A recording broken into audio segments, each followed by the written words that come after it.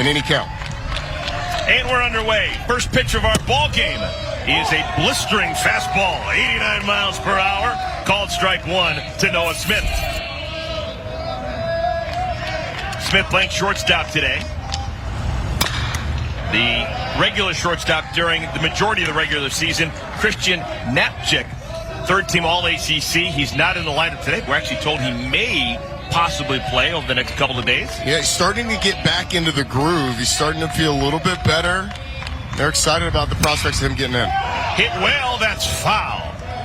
Just a shade to the left of that third base line, and Noah Smith will have to try it again.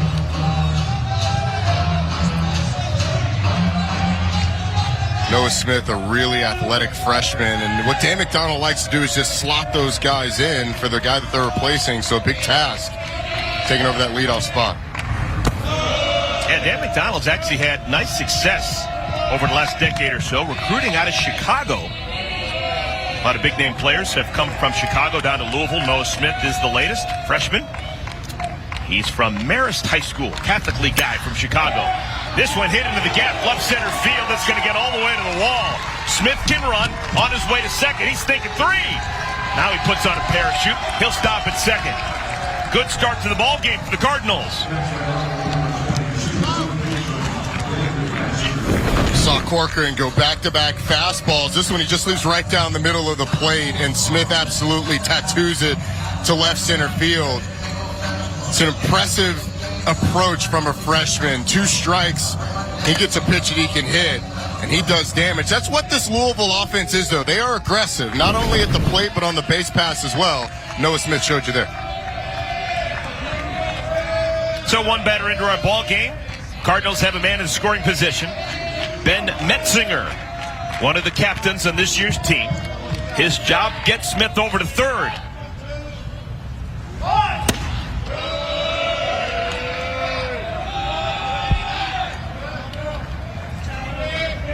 Metzinger, third-team All-ACC.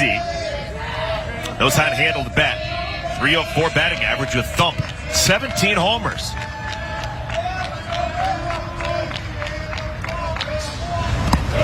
Good block by the catcher, Tatum Levens. Saw Louisville. They're a team that's going to put pressure on you in multiple ways. You saw Metzinger squared a bunt on the first pitch. That time, he's going to hit. It's a team that constantly is keeping you guessing. They will lay down the sack bunt. A rare team in college baseball that still values the sack bunt. I like that. Small ball. Chopped in front of the plate. That's a fair ball. Good play by the catcher, Levens. And it's out number 1. Smith can't leave. Second has to remain at second base. That ball was so close to home plate when it dribbles out. It's almost like a poor swinging bunt. But it's so close to Levens, the catcher, that Smith can't go anywhere. Levens would have just picked the ball up and gunned it to third base and likely had him out. So smart play by the freshman at second base. Good play by Levens, though, to spring on it. Here comes Dalton Rushing. Junior designated hitter, also catches. Second team All-ACC. Leads the team with 19 homers. Called strike 1 to Rushing.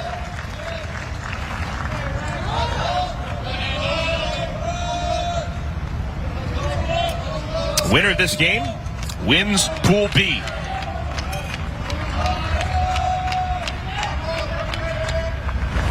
On the ground hard, playable, Jeffrey Whaler. 2 down. Smith moves over to third. Roddy, it's amazing how quickly things happen with this type of format when you're playing with 4 different pools of 3 teams. We're going to have a team punch their ticket all the way to the semifinals before a huge chunk of teams have yet to even get their tournament started. Yeah, and it's been this format for so long, it's easy to forget why you went to it. But the coaches really wanted this format to limit the number of games that you're playing heading into regionals. And the maximum number of games that you're going to play is 4, where in other conferences you could be playing 6, 7 games to win a conference tournament. So while the format is a little strange, the coaches actually like it because it saved your arms, especially if you're going to a regional. Swing and a miss by Jack Payton. 1 ball and 1 strike. Payton, one of those Chicago kids. He's from the southwest suburbs, Orland Park. Sophomore, made third team All-ACC this year. And Roddy, following up your point about this format, I like this. I kind of fallen in love with it. Yeah. You see a lot of tournaments in baseball side, and by the time you get deep into the week, you've had so many games and so many pitchers that you're not getting the best of the best anymore. Yeah, look, college baseball programs are not built to play 7 games in a 6-day period. This should end the inning. 2 hoppers, second baseman Whaler. Whale of a job by Billy Corcoran. Corcoran gives up the leadoff double to Noah Smith, but then strands Smith at third. We're scoring.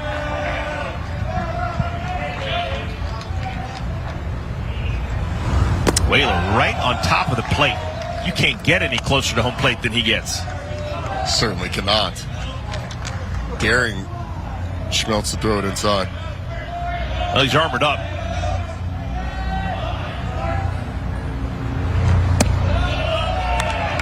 Breaking ball misses high. 2-0. Louisville on the year. 38-16 with 1 tie. In the ACC, 18-11 and that 1 tie. First strike thrown by Schmeltz. Tie actually ended up being a big deal. Get a half a point in the win percentage for that tie. And the weird extra inning game against Wake Forest that got 3-1. Yeah, that game against Wake Forest that got called due to the travel deadline. That's how you end up with the tie in baseball. And they tied the series, too. That was the weird thing. Looking at that series, each team, 1 win, 1 loss, and then obviously the ties. Tying a 3-game series, yeah, it's hard to do. It's very hard to do.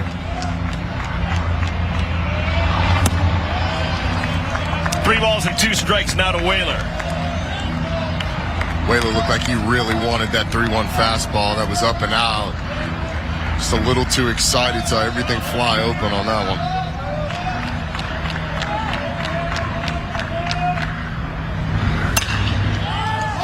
Pop-up, right field. Isaac Humphrey makes the play. It's going to be hard to get past one of these outfielders. This is a very good defensive Louisville team, and it starts in that outfield. We didn't talk about Levi Usher enough. In center field, he is one of the most dynamic defenders you're ever going to see, and the ACC bigwigs recognizing he was the ACC Defensive Player of the Year for his work in the center garden. Yeah, he's one of the best athletes that you're going to see on a baseball field. I mean, the dude can absolutely do it all. He's a big-time football player coming out of the state of Iowa. But he is impressive, and he leads a group that is really talented on defense, as you said. Here's Tatum Levens. Like Whaler in front of him, Levens had 3 hits yesterday, scored a couple of runs. His first ACC tournament. Transfer from LaSalle. Down in the count 0-2. Levens had a good regular season. 15 homers, 52 runs batted in. With the 3 hits yesterday, the batting average now 320. 3-pitch strikeout. Schmeltz strikes out Levens.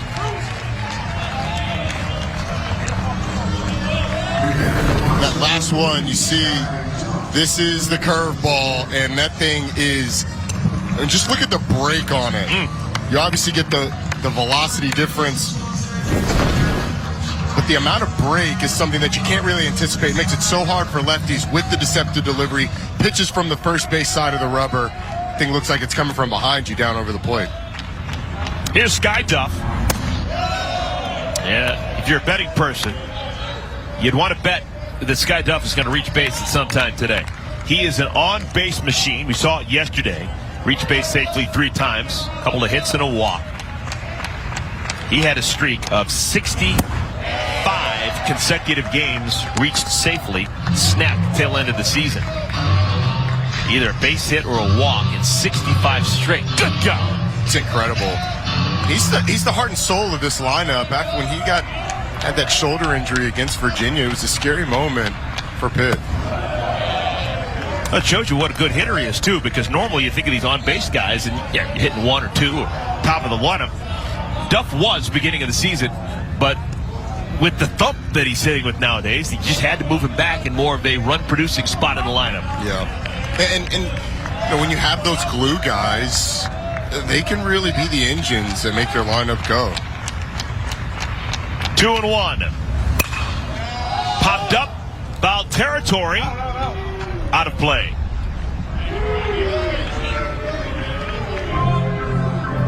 Man, this weather has been unique for the ACC baseball tournament.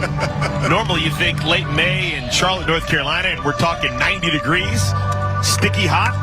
It's been perfect.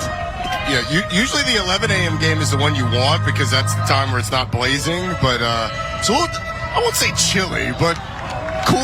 I mean, it's a cool morning. There's people with jackets on. Yes. Oh, Duff just couldn't pull the trigger. Back-to-back strikeouts. Garrett Schmeltz, he gets a 1-2-3 first inning. So we're scoreless the second inning when we come back to the Queen City. Welcome back, everyone. We're at Truist Field, widely considered to be maybe the prettiest minor league ballpark. Minor league home at the Charlotte Knights, AAA team for the Chicago White Sox. Second inning action, Levi Usher, JT Benson, Isaac Humphrey batting against Billy Corcoran. ACC Defensive Player of the Year, Levi Usher.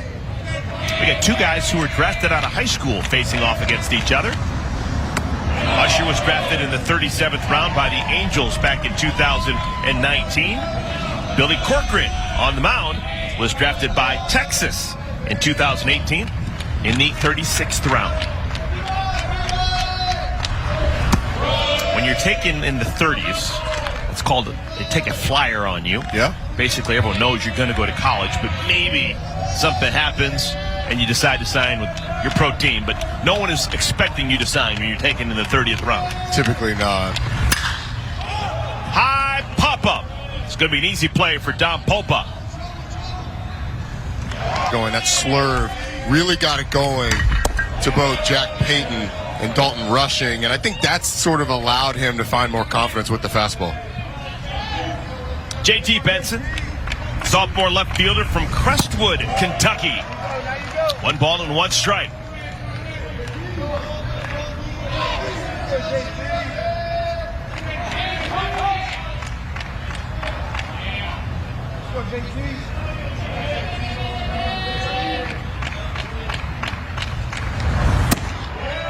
All right, Roddy, you played at Georgia Tech. Just a thought. When you see a pitcher like Corcoran, who is to the extreme edge of the first base side on that rubber, does that tell you anything? I think, no, not really. When you have these guys that are kind of on the other side. It's working. There's a strikeout, 2 down. Yeah, when you have guys that are a right-handed pitcher that's on the third base side, you know, usually those guys are coming 3/4. They want that advantage. But with where Corcoran is, all the way to the first base side, I would guess they put him there. Some of it may have to do with the height, him being 6'8", helping him open up a little bit more. But all in all, it doesn't make that much of a difference unless you have a guy all the way on the third base side that's coming from a little bit of a sidearm delivery. Corcoran gave up that leadoff double to Noah Smith. He's now retired 5 in a row. This is Isaac Humphrey. 2 balls, no strikes to Humphrey. The bigger thing is, sorry, Eric, the bigger thing is when you have a guy that's 6'8", it looks like he's touching the plate when he releases the baseball. So handing the ball to the catcher. Exactly. So trying to figure that out is probably the biggest thing. 2-1. 6'8", 220. Corcoran is from Millmont Park, Pennsylvania. That's southwestern Philadelphia. Hard against the Delaware River. Beautiful part of the world. He's an extreme control pitcher. 80 2/3 innings this year. Only 8 walks. 1 walk every 10 innings. That'll work. I think a lot of that is the fact he can throw 3 pitches for strikes. And on a 3-2 count, you can't sit fastball here. He could go changeup or curve. Off the thumbs. This one is caught by the shortstop. Brock Franks showing off some range. 6 in a row, retired by Billy Corcoran. To every game. So guys, seeing as I'm a hockey reporter and host during the hockey season for the Nashville Predators, when I saw Coach this morning, I got a big smile from him when I pointed to the hockey jersey and said, "Coach, you're speaking my language." Everything but the playoff beards, though. Thank you, Lindsay.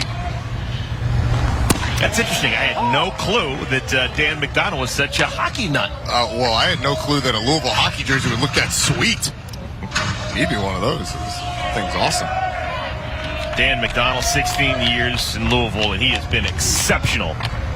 5 times taking the Cards to the College World Series, a place that he went as a player, and he did it the hard way.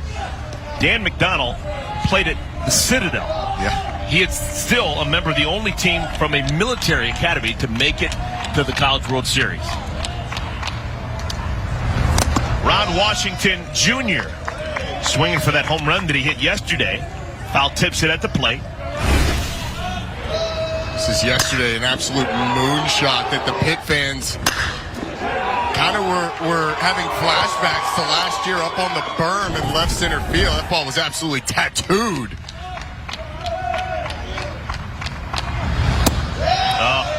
Fooled him.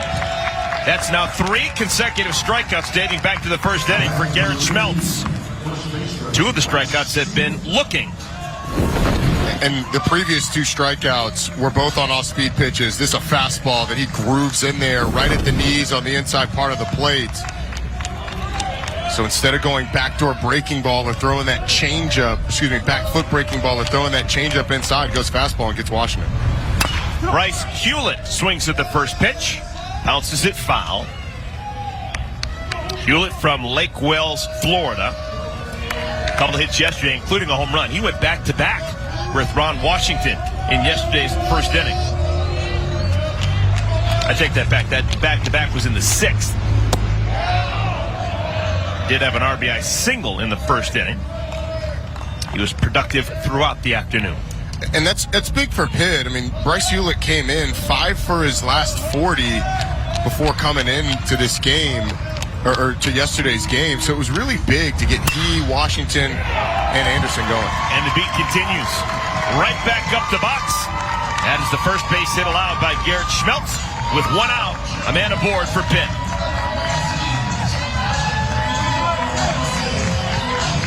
He's kind of known as a grinder. This is one of those base hits that maybe isn't hit the hardest, but it's a good swing on a ball that's probably a little off the plate. He's able to get the barrel on it, find a hole up the middle. I like Hewlett. Liked him defensively yesterday. I like that swing. He's a really good defender as well. Here's Jack Anderson. Long, tall drink of water. Junior from Mars, Pennsylvania. That's just outside of Pittsburgh.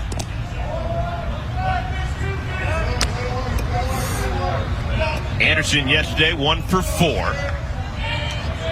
6 homers, 26 runs batted in. Transfer from Northwestern.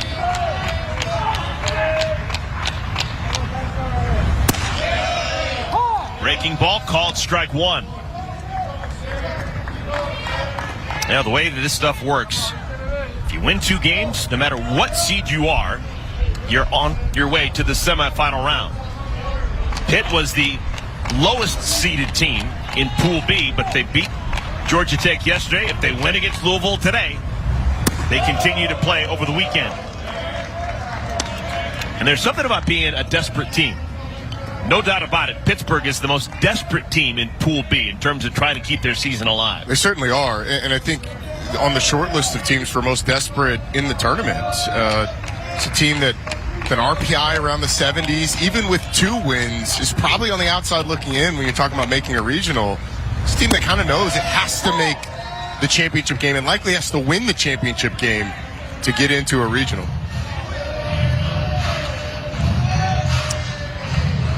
Well, Louisville knows Pitt's pain. Last year, Louisville thought that they were a shoo-in to get to the NCAA tournament, and they were denied. Pitt really should have been the shoe-in. I mean, I had 2 strikes. Typically, when you see that ball down and in, 2 strikes from a lefty when you're a right-handed hitter, you're thinking changeup. He's trying to get you to chase, or maybe a breaking ball on the back foot. But it's been fastballs, and it's gotten him looking. C.J. Funk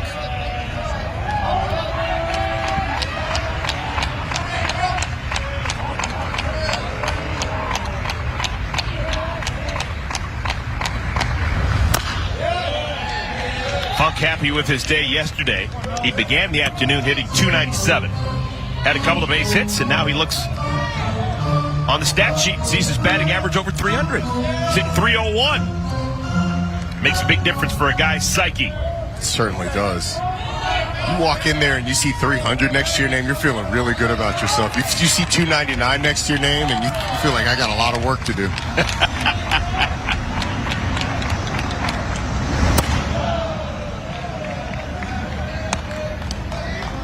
I really like the way Schmeltz has been attacking these pit hitters, though. If you're a right-handed hitter now, the last two guys that have struck out on that fastball that's been low and on the inside part of the plate. So you have to anticipate that. And if you're Schmeltz, you can go with a breaking ball here, maybe get a swing and miss. 1-2 pitch. Good golly. Garrett Schmeltz strikes out the side. We played 2 innings, and Schmeltz already with 5 strikeouts. Scoreless. The third is next. Welcome back. First of 3 games here from Truist Field. Uptown Charlotte, North Carolina. We got Pool D, Florida State and Virginia. That's the first games for both those 2 schools. And then you got Miami and North Carolina State coming out of Pool C. That'll be the nightcap. Logan Beard leads things off for Louisville. Swings at the first pitch. Hits this one into left center field. Making the play to be the ACC Defensive Player of the Year.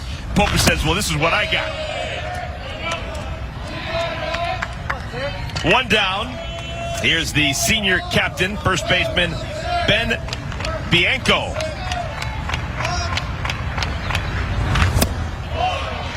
Two balls and a strike. Bianco's had a nice year. Kind of interesting the way that Louisville formats their lineup. This is a guy who's hitting .282 with 11 homers and 49 runs batted in, hitting in the 9-hole. Smoked. Can't hit it any harder. Laser beam to center field.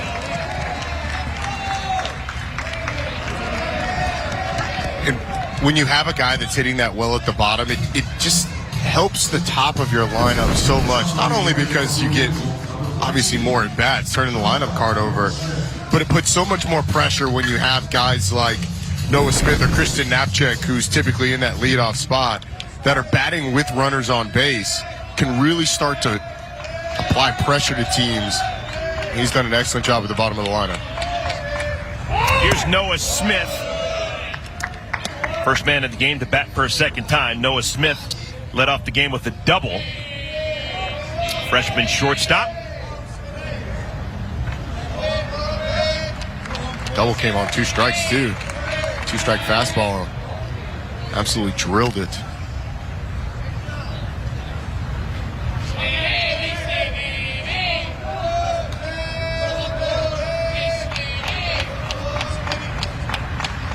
There goes Bianco. That's a straight steal. And Levens had a hard time getting it out of the glove. I think that surprised a couple of people. So with 1 out, a runner on in scoring position.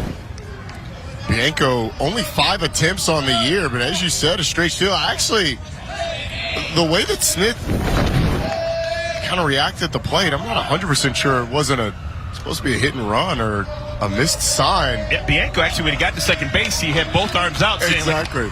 No protection. That's what happened. You put a hit and run on with a freshman, he gets a ball that's, a foot outside. Sometimes you don't get that courtesy swing. All right, guys who miss signs usually make up for it in the at-bat. That's just a belief I have. So if Noah Smith missed a sign, I'm predicting a base hit and a run batted in. There you go. Let's see if your prophecy comes true. Got to atone.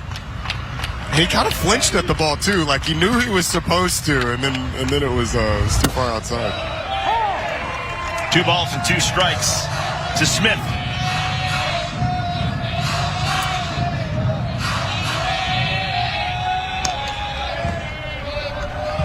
Bianco, a 1-out single and a stolen base.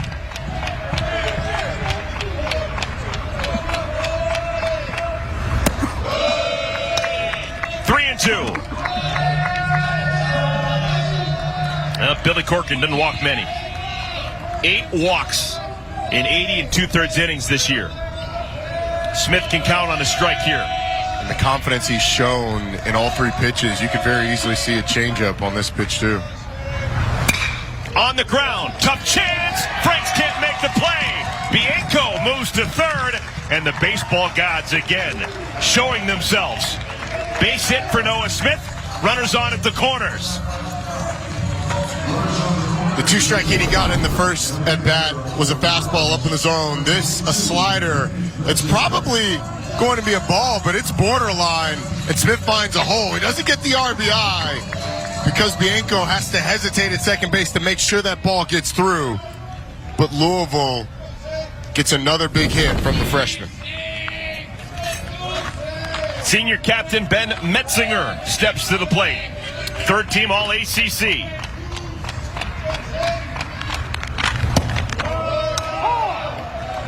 Metzinger coming out of a powerhouse high school, Trinity High School in Louisville. All 3 sports, the big ones, baseball, basketball, football. They produce top-tier talent.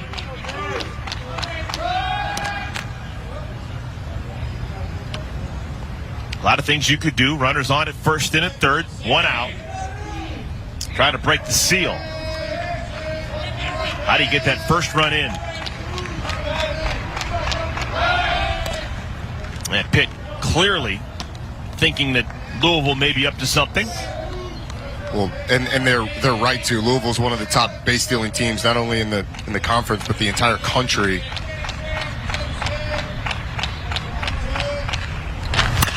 On the ground, there's going to be a play at the plate, and Bianco's a dead duck. Man, he was out by 30 feet. Sky Duff, the veteran third baseman, saw the play right in front of him and said, this is an easy out. They're now 2 down. Yeah, the general rule when you're on third base with less than 2 outs is the ball's hit to first base, third base, or back to the pitcher.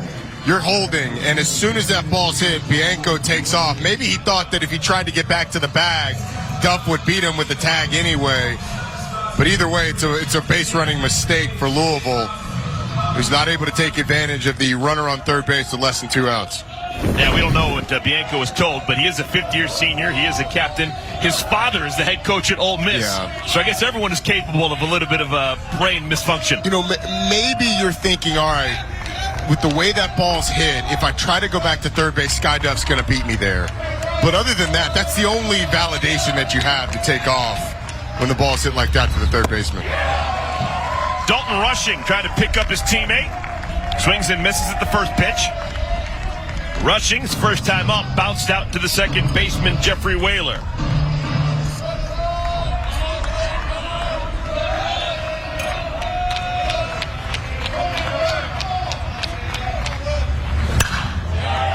Oh, and 2. So now Corcoran is 1 pitch away from getting back into that dugout. It's 2 uncharacteristic mistakes for Louisville this inning. The missed hit and run, what we think was the missed hit and run, and then the play at third base by Bianco. Louisville a little sloppy on the base pass so far. That's uncharacteristic. I mean, this is a team that's usually on top of it in every way. Corcoran's 0-2.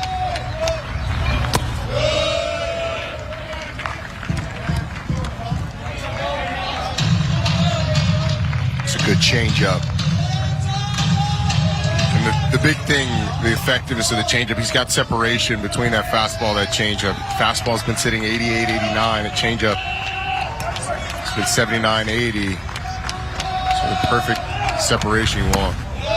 Ball gets away, and Smith's in trouble! And Franks will lead things off. Franks, Popa, and then the top of the order, Jeffrey Whaler. This one is hit well to center, right field and off the wall. Isaac Humphrey hits the deck, and that means that Whaler's going to get to second standing. Oh, Brock Franks hit that thing right on the screws, and it bangs off the wall for a leadoff double. Jumps all over the first pitch, and I think Louisville's actually fortunate that this didn't go for more. Once Humphrey hits the wall, I mean, you're thinking, man, Franks might have a chance at 3, maybe more, depending on how far that thing trickles towards the infield. But hit with a good start. We'll see if they can take advantage of something that Louisville has not been able to, which is runners in scoring position. Number 9 hitter Dom Popa bats. His job trying to get Franks over to third.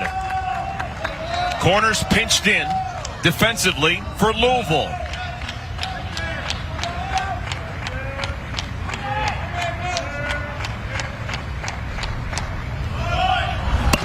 Bunt third base side. Metzinger.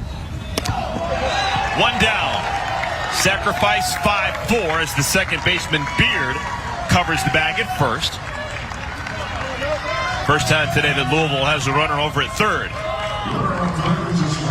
Perfectly executed by Dom Popa.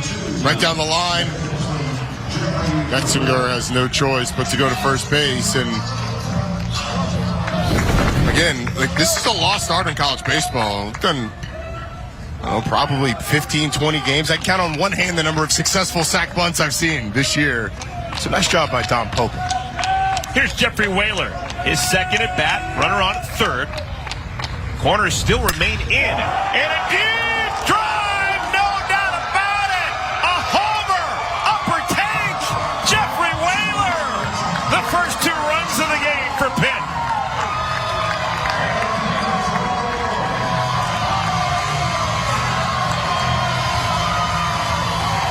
A whale of a home run for the Pitt second baseman.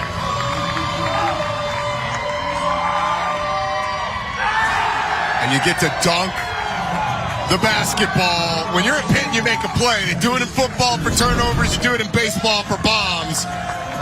It's a hanging slider that he just deposits deep into the morning air here in Charlotte. You mentioned a whale of a home run. It's going to be a whale of a tail when he tells people how far that one went. Schmeltz, I'm telling you, before the ball was even hit, Schmeltz was hanging his head. He knew that that was a massive mistake, and Whaler did not miss the mistake. Look at the reaction of the pitcher. Look at the reaction of JT Benson in left field. He gives the courtesy jog, but he knows he's not getting anywhere close to that one. Couple of extra base hits for Pitt this inning. And another base hit. This will be their first single of the inning. Tatum Levens with 1 out, he's aboard. Pitt's had 4 batters up, and they're now a triple away from hitting for the cycle in this inning. And a guy wearing number 3 hitting out of the third hole is batting.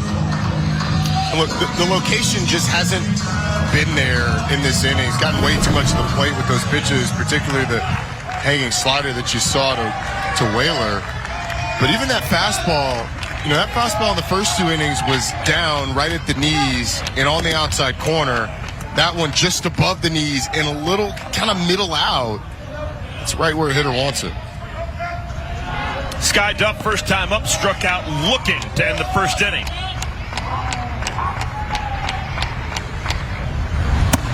The only out recorded by Louisville here in the third was when Dom Popa laid down a sacrifice bunt. Ryan Hawks up in the pen.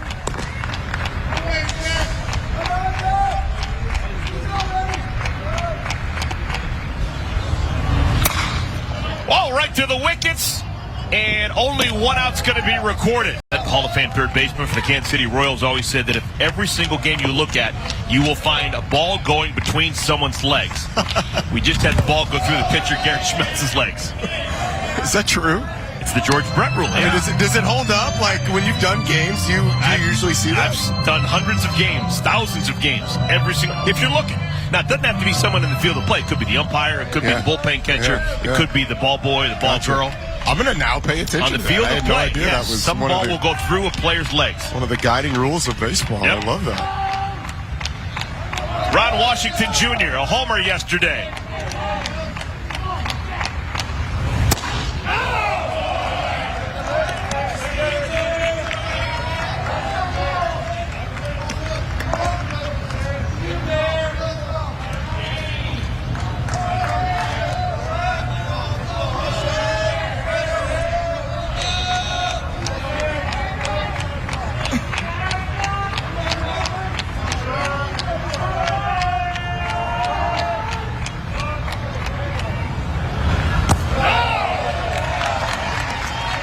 balls and no strikes to Ron Washington. What a distinguished career he has had. Fifth-year senior from Houston, Texas. Last year played very well here in this tournament, in this ballpark.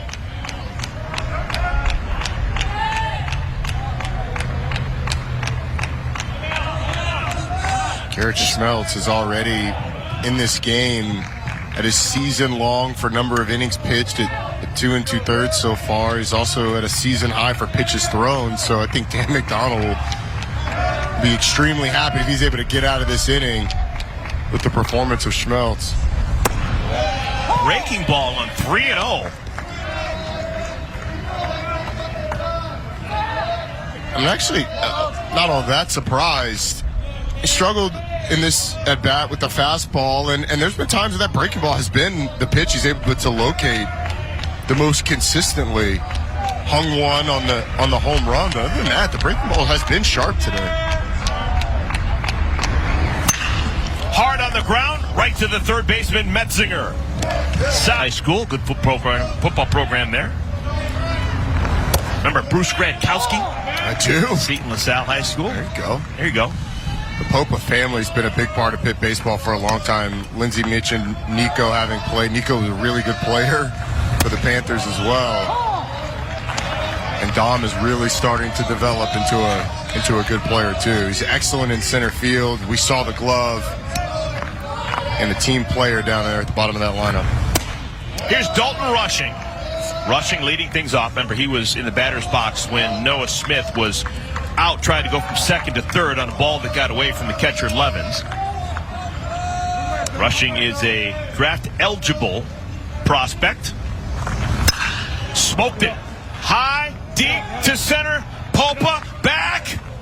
And he looks up, it's gone. Run in 11 games. He has been incredibly high. He's been scorching.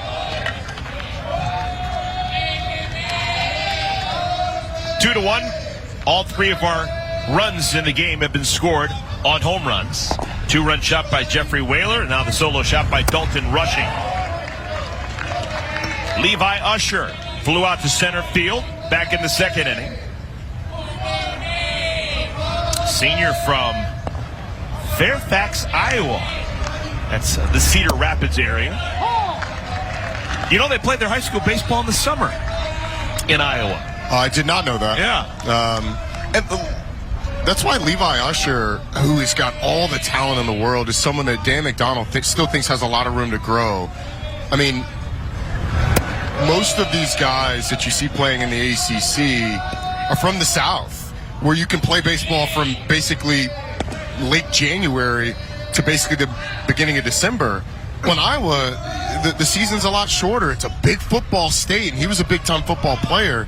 So the development just hasn't been there from high school through COVID. And last year put a lot of pressure on himself. High drive to center field. One center fielder flies out to the other center fielder. 2 down.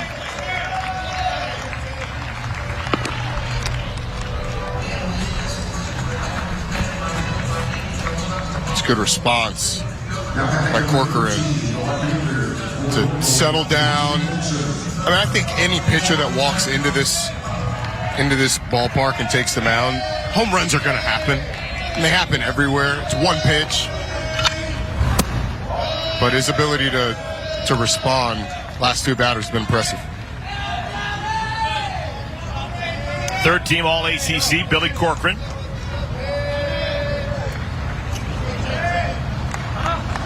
We expected his control to be immaculate, and it has been. Hasn't walked a man. And if you know you're going to give up a home run or two, don't make those 2- and 3-run home runs by walking guys before you give up a big homer. And that's the big thing. You know, it's the timing of the home runs. You don't want to give up grand slams, but if you can avoid getting the bases loaded, then they can't hit a grand slam. So that's kind of the, make them earn everything. He's done that. Starting to hit the ball well. J.C. Benson right up the middle. 2-out base hit for Benson.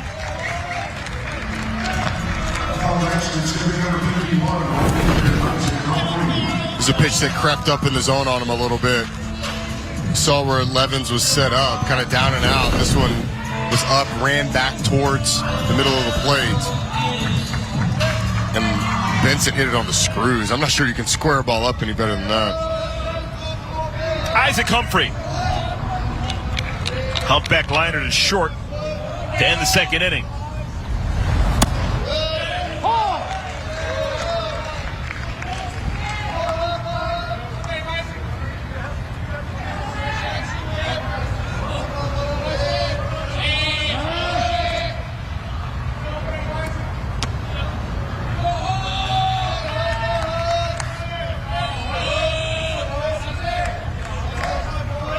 Good-looking left-handed swinger.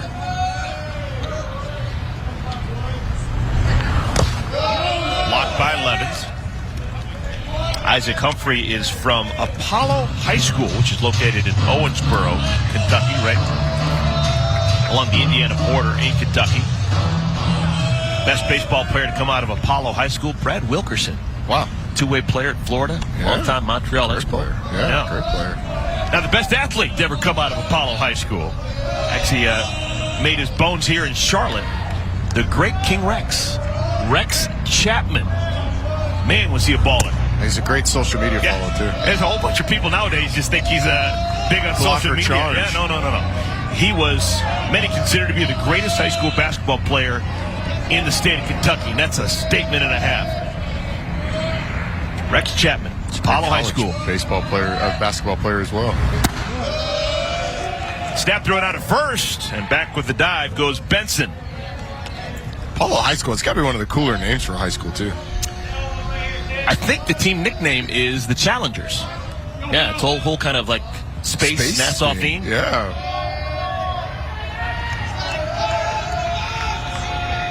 Home of Baskin-Robbins.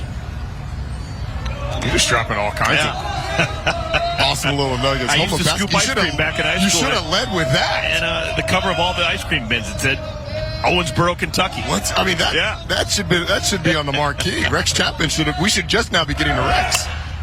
Runner's on the move, and the ball is fouled, third base side. Runner in motion with a 3-1 pitch. Runner will be in motion with his 3-2 pitch. Start to get your sprints in for JT Benson.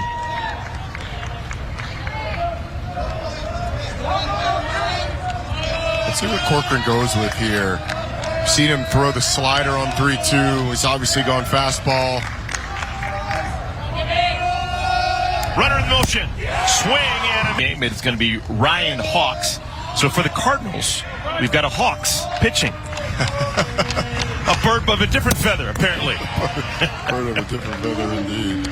First man he faces is Bryce Hewlett. There's Ryan Hawks, 5-2. He had 55 punch-outs in 40 innings. You'll take that.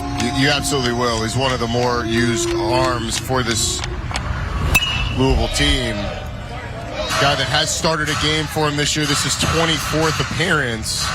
Kind of a frisbee delivery. He's got a tough arm slot. Fastball's going to sit in the low 90s. Frisbee-type slider with the changeup that's going to be in the low 80s.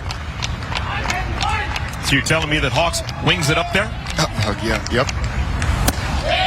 Swung on and missed. 3 pitches and a punch-out. Welcome to the ball game, Ryan Hawks. Hewlett is retired. As a team, the Pitt Panthers have now struck out 6 times in our ball game. That short arm delivery, that fastball just explodes out of his hand. Going to get some run to it as well. On an arm side run, you saw the sink on that fastball. And a punch out. Jack Anderson, base hit. I tell you what, we saw, and you noticed, in the dugout, first time up, Jack Anderson struck out looking. The minute he got back to the dugout, Mike Bell pulled him aside and had a conversation. This time he comes to the plate, very first pitch he sees, he's ready, and he smokes it into left field. Sometimes those conversations are, look, dude, the way to avoid the strikeout is jumping on the first pitch fastball you saw. Look, go ahead and swing the bat. And he does it that time. Does it to great effect. I mean, he drilled that ball. Here's C.J. Funk. Now, one of the cool things about this game in particular, these two head coaches not only can talk the talk, but they walk the walk back in the day. Mike Bell and Dan McDonnell played at an elite level and they all both made it to the College World Series. Yeah. Dan McDonnell with Citadel, hard to do, and Mike Bell made it to the College World Series twice as a Florida State Seminole. Which you're expected to do. That's right. There's Florida State written all over Mike Bell. I mean, he is a Seminole through and through. And having talked to him in the past about his relationship with 11, Mike Martin Sr., the impact that he had, not only playing under him, but coaching under him for a long time. You can tell a lot of what he does and a lot of the foundations of that program come from his experiences at Florida State.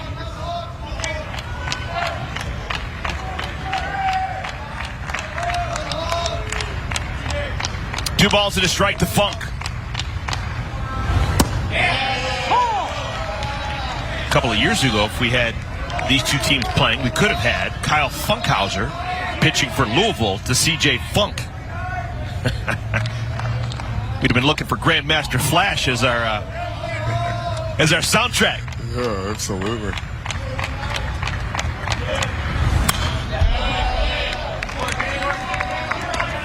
Our guy in the truck, Maceo Grant, tapping his toe right now. Is he a big Grandmaster Flash guy? To the core. Okay. Go more Parliament Funkadelic if we're going to get that much funk in the house. 2 balls and 2 strikes. 1 out. Pitt leading Louisville 2-1. Pitt needs to win to keep their season alive. Chased. Good job by Hawks. Now has a couple of strikeouts since coming out of the pen. And that pitch sequence was a really good one because you saw a slider down in the zone, then a fastball inside that got him in on the hands. And you go back to the slider to get the strikeout. Tight spin. Funk doesn't read it, and he strikes out for the second time today. Here's Brock Franks. Double an inning ago. Scored on the homer by Jeffrey Whaler.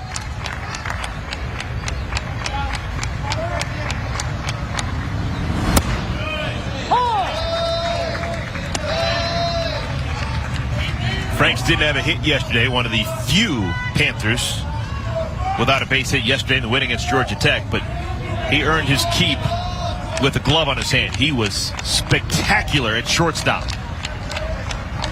He turned a double play on a line drive when the game was hanging in the balance that ensured the W.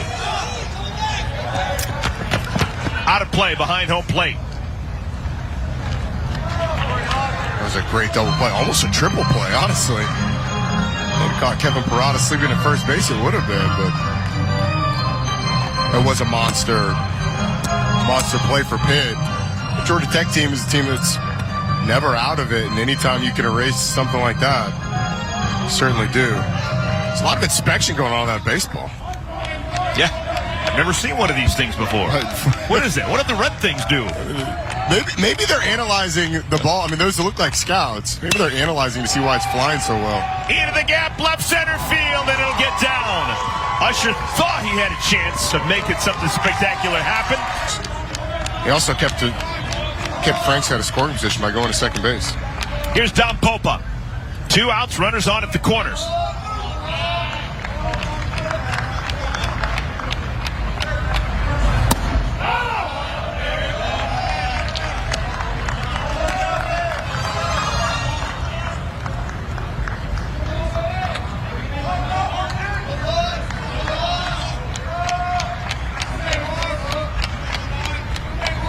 Dom Popa swing the bat for the first time, lay down a bunt last time, but you've got Metzinger playing on the grass at third base. Protect against that now.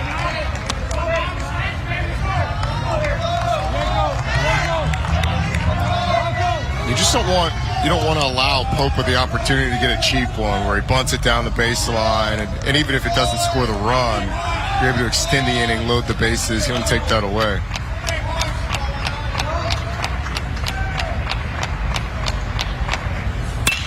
On the ground, Smith wins the race to the esteemed Roddy Jones. I'm Eric Collins. Billy Corcoran remains in the game for Pitt. His first pitch here in the 5th inning, called strike 1 to Logan Beard. I think it's the first time in my life I've ever been called esteemed, so thanks, partner. Appreciate it. You went to Georgia Tech and finished, right? I did, yeah. Twice. Good. There you go. You only need to finish once. I know. It's like, you stick around long enough, they just start giving you degrees to walk away. Will you leave now?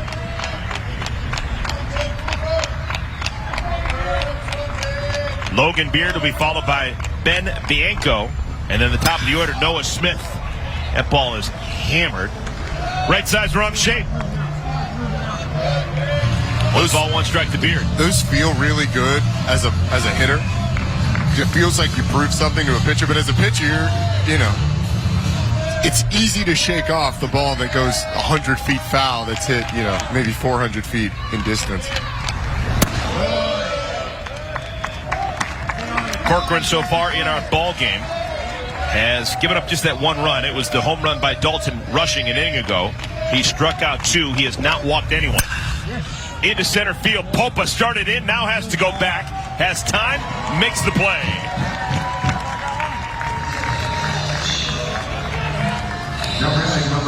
Now, coming into this tournament, the best thing that the Panthers did was have quality starting pitching from their top 2 guys. We saw Matt Gilbertson yesterday. He got the win. Gilbertson, second team All-ACC. And now Corcoran getting the ball. Third team All-ACC. They knew that if they're going to do some damage, they needed to have Gilbertson and Corcoran come alive. And for the most part, they have. It's been the recipe all year long when they've been able to get good pitching behind them. They've really been dangerous. They've gone through some injuries. They've had some shuffling of the lineup. This is healthy as they've been since the beginning of the season. But I think... Line drive base hit for Bianco. That's the second hit of the game for the senior captain. But hasn't been able to string them together. Yeah, Mike Bell knows a bit about everything. He was a player and a pitcher at Florida State back in the 90s. Top of the order, Noah Smith. Smith with hits his first 2 times up. First inning double, third inning single.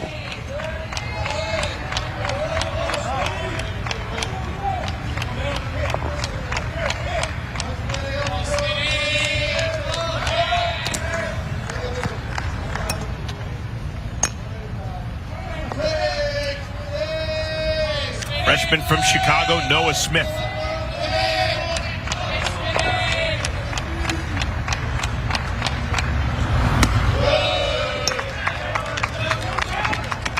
The emergence of Noah Smith late in this year, replacing Christian Knapczyk at short. Not only has it been impressive, but I think it's going to go a long way towards the development of Noah Smith. I mean, next year Louisville is going to make a decision on where these guys are going to play. That's a next year decision, but they've got some really good middle infielders. Yeah, Noah Smith, this is just his 7th start of the season. 7. He began the day with a batting average of .289. He's kicked it up to .320 with a couple of base hits. He is 13 for 40 on his season. That's it, just 40 at bats. But to the untrained eye, he fits right in. He's swinging a good bat. And the injury to Knapczyk has given him an opportunity to play Noah Smith and then also play Brandon Anderson, too. Woof. I think he foul tipped that. I think he did as well. That almost took out his eyebrows. He was going for that drag bunt, but got caught with a pitch up and in and almost out of self-preservation. Had to foul it off. Woo! Don't do that again.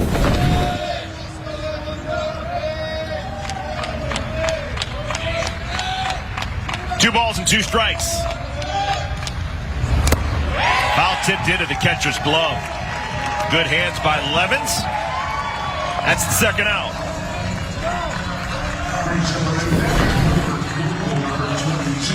So look at this slider down in the zone. Sharpness of it. This is what Corcoran's done today. He's figured out a way with runners on base to get out. Some of it has been Louisville's self-inflicted wounds. Corcoran has made it difficult on him as well. All right, you got one of the captains, Ben Bianco at first base. You got another captain at the plate, Ben Metzinger. 0 for 2. 17 homers for Metzinger. Ball's down in the dirt. Levens just has to put it in his back pocket. So the wild pitch puts Bianco in scoring position with 2 outs. If Bianco can score, we'll have a tie ball game. And that's the good, aggressive base running that you are accustomed to seeing from Louisville, being executed in a way that you're accustomed to seeing. It's a really good job.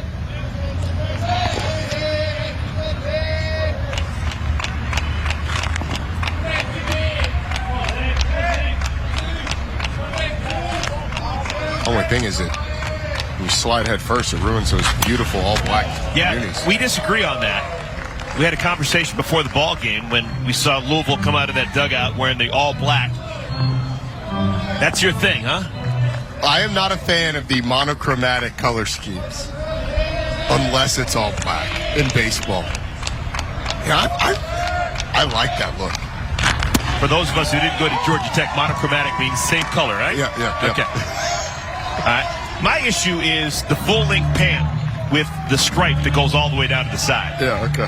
Well, the stripe's you can't go halfway with the stripe. Yeah. You would just rather no stripe. I think it's accentuating the fact that the pants are really super long, which clearly is the style, but you've also got the black shoes too, which kind of that just adds to the blurs the line of demarcation. No, thank you. I'll take the Pitt Panthers any day. That's look. That uniform worked in the 60s, the 70s, the 80s. It does not get any better than the color scheme that Pitt rolls out there with. But when a team is bold enough to go all black, like Louisville does on Fridays or their opening games, sign me up for that.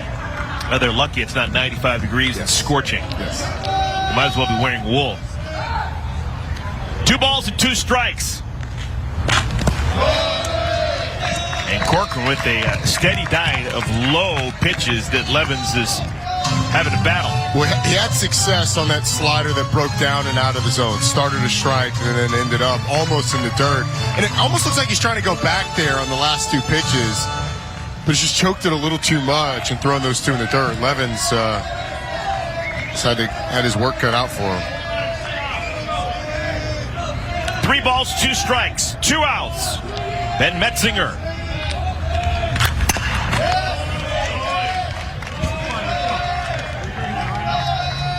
I went to it again, and I'm not sure that one wouldn't have been ball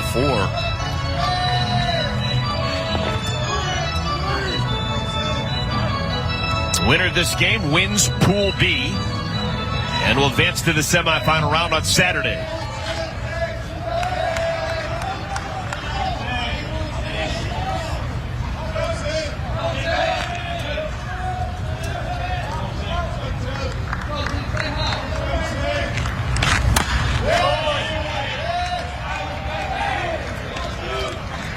Pretty good play over there. I think it was Jonathan Bautista. Yesterday's first collegiate save. 4 shutout innings for Bautista. Yeah, and fielded, although he bobbled a little bit, but fielded an excellent foul ball. He had time. He did. Yeah, he had time. He was sterling against a Georgia Tech lineup that is as dangerous as any in the country. Good bit of hitting right there by Metzinger. Single into right field. Here comes Bianco, and the throw is Jay Funk, and a good job by Levens of blocking the play. This is good baseball all around. Dalton Rushing next in line. Called strike 1 to Rushing. Now we got to tip the cap to Bianco. His last time on the bases had a little bit of misadventure. This time he smartly took an extra bag on the wild pitch, and then he comes home with a creative slide after getting a great jump from second. It's a great point. If I had to have one slight criticism, there's a real wide turn over there at third base. He needs to get the power steering. You gotta put some more oil in that power steering so you can get it back around there. But all in all, it was excellent. Let's check in with Lindsay. Hey guys, you saw Ben Metzinger just make that huge play. Interesting, he actually missed most of last year with a back injury. Towards the end of the season, he was healthy but hadn't played a whole lot. McDonald on a hunch, last minute decided to throw him in here in Charlotte as a DH. He ended up kicking off the tournament, hitting 3 home runs in 2 games, leading off the Cardinals. You'll take that. Thank you, Lindsay. Yeah, that was a gutty at bat. Saw a whole bunch of pitches, bunch of foul balls, and then just serves a ball. Right side. You love that when senior captains make plays. Yeah. And this is a guy, Lindsay mentioned the fact that he'd been banged up. The year before that, in 2020, was sort of in a catching platoon with Henry Davis, and look, with what Henry Davis ended up, yeah, you're not going to win that. High drive, deep right field, did he? He did! Second homer of the ball game. Dalton rushing. Two players pitch in today's game for Pitt, and both of them from Malvern Prep, outside of Philadelphia. So two Pittsburgh Panther pitchers coming from the other part of the state, Philadelphia way. Devereaux, working quickly, is ahead of Jack Payton, 0-2.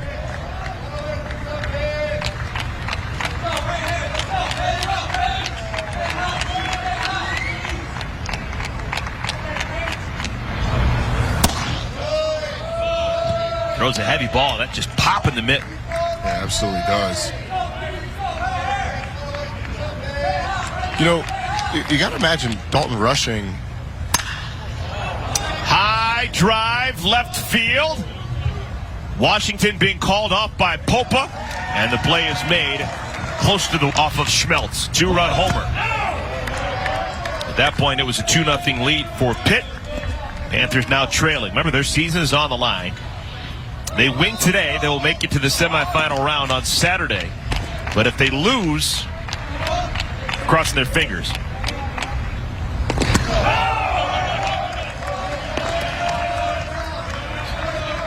Unfortunately for Pitt fans, it's not going to be the crossing of your fingers like it was last year, where, to be quite honest, from a resume standpoint, from a body of work standpoint, Pitt should have been in.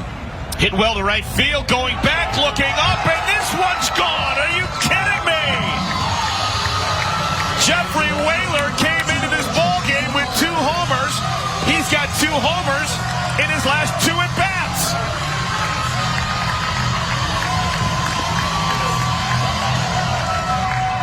Some opposite field power for Whaler, and it's a 4-3 ball game. The first home run, the one that he hit in the 3rd inning, he hit to left field on a no-doubter. This one was a slight doubter. And the way it came off the bat, you're thinking, is it going to carry to the opposite field the same way? And it absolutely does. And the ball has started to absolutely fly out of this ballpark as we expect it to. Whaler in 51 games, 211 bats, 2 home runs. He has got 2 home runs in the last 25 minutes. It's postseason baseball. It's postseason baseball in Truist Field. Tatum Levens. 1 ball, 1 strike. That'd be at Truist Field or in Truist Field? It's called Truist Field. So it has to be in, right? I think if you're meeting someone outside, getting tickets to come in, you meet at Truist Field. But once you come in, you're in Truist Field.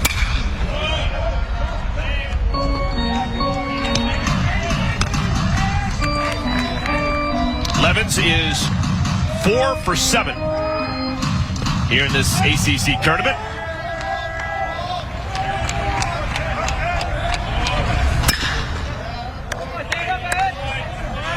Tell you what, it feels like the hitters in this game and really throughout the weekend have been seeing the ball really well. And some of that may be the fact that the ball flies out of the ballpark here, so outs other places may be out. But, I mean, I think it just shows how good the hitting has been in this league this year. Home runs are up across the country, but this league has got some of the best offenses in the entire country, Louisville being one of them. And Pitt, when it's hot, I mean, the Panthers have been really good with the bats.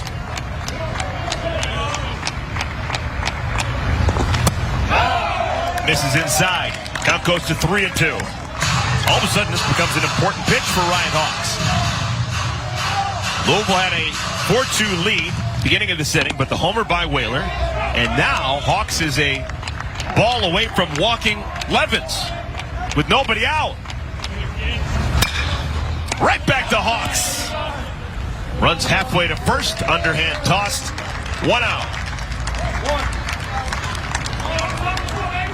A couple of years ago, it was really good. Corey Ray. Yeah, he's a really good player. Yeah, there's something there. Dan McDonald makes a point of recruiting Chicago. There is always a decent amount of Chicagoans on his roster.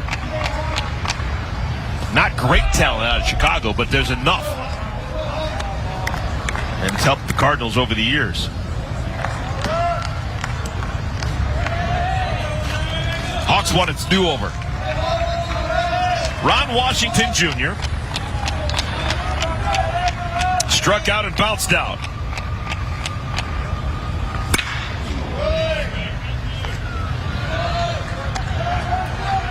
He absolutely spun on that ball. That might be the highest exit velo ball we see all day, including the home runs. Get you some, big guy. There you go. Goes the other way, and that's actually catcher's interference. That'll be a runner on at first base as Jack Payton had his hand in the swinging path of Ron Washington Jr. So give him a base hit.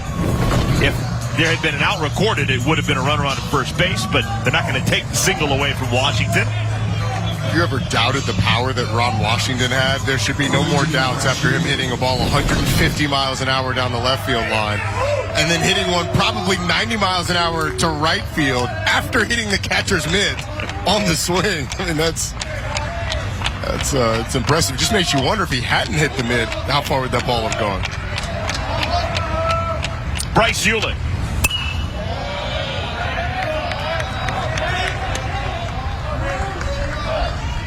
Only other game here, Pool B play, was yesterday when Pitt defeated Georgia Tech. The seeds here in Pool B, you got Louisville 2, you got Georgia Tech 7, and you got Pitt 11. But Pitt still with a puncher's chance at coming out on top. They won yesterday, and up until a moment ago, they were leading this ball game. They're now down, but only down by 1. Whoever wins this game is assured of making it to the semifinals that will begin on Saturday. You win your pool and you're in. I think it's eminently fair the way the seeds are. The seeds go by your regular season record in conference. Pittsburgh had the 11th best seed out of the 12 teams that are here. They shouldn't get any breaks here in the ACC tournament. Yeah. Louisville has earned the opportunity to just have to win one game to advance. Yeah, and I think as part of the going to the pool play system, the coaches were wondering, okay, well, what's the advantage of being the higher seed? What's the advantage of winning one of those top 4 seeds? And the advantage is you get the tiebreaker no matter what. If you end up with the same record, you get to advance, which I think is very fair. Now, if I had to quibble, I don't see what Pittsburgh has done to earn the opportunity to be the home team right now. Obviously, baseball, being the home team is always an advantage. You get to bat last and all that kind of stuff. I did a whole TED Talk on this before earlier today up here in the booth, holding court about it. And my personal opinion, I am with you. The top seed in the pool, I think, should always be the home team. You've earned that. But in the effort of fairness, I understand what the league has done. Yeah, but fair was all about the regular season. And Louisville was the second best team in the conference during the regular season. We agree on something. We agree on a lot of things. I think we could solve a lot of issues in this booth. 2 balls and 2 strikes, 2 outs. Washington, the runner on at first, and no swing. The ball was diving off the plate. It's good by Hewlett to hold up. Another 3-2 count, though. These Pitt hitters are really making Ryan Hawks work. Not chasing, the discipline, the approach has been impressive. See if it can continue. To have to imagine Hawks is going fastball here. Washington off with the pitch. And we'll do it again.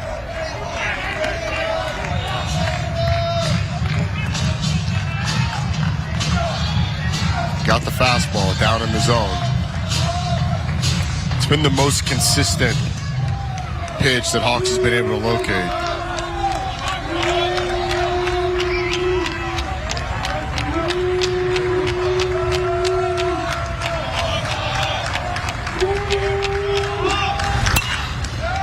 Fair ball, smothered by the first baseman, Bianco. Steps on the bag, side is retired. But Louisville They give up one of the runs that they had just gained. A home run by Jeffrey Whaler. The Pitt Panthers' second baseman now with 2 home runs. It's a 4-3 ball game here in Charlotte. Galton Rushing, he brought the power today. Yeah, he did.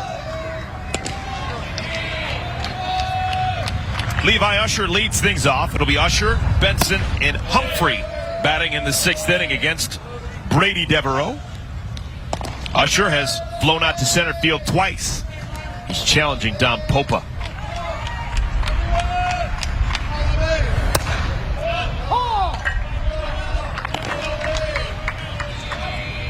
Devereaux coming on in relief with Billy Corcoran to get the final out an inning ago.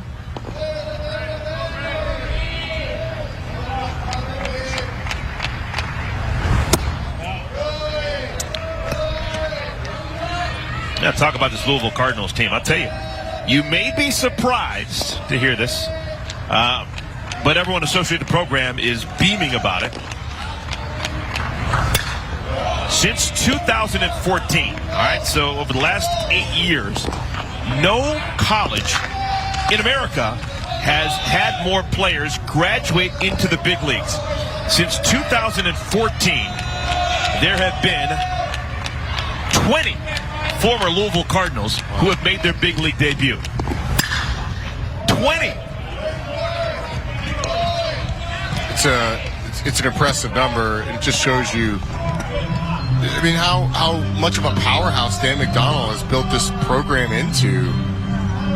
It also helps explain why you're talking about tournament appearances every year from 2012 to 2020. That's pretty good recruiting carrot. I'm You can go to a high school kid's living room. Oh, yeah. Oh, by the way, in the last 8 years, we have had 20 guys make it to the big leagues.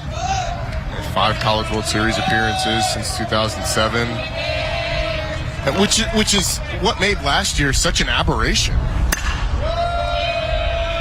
And look, no team is immune to it. Mississippi State's didn't make the SEC tournament this year. They're the defending national champion. So even a powerhouse program can have a year where things don't go right. You have injuries, you don't play well, you don't make the tournament. But Louisville was one of those teams that every time they don't make it, it absolutely shocks you. Hammered high and deep to right field. This one is gone. Levi Usher, a guy that's got all the tools that you want in baseball. He showed the power tool there.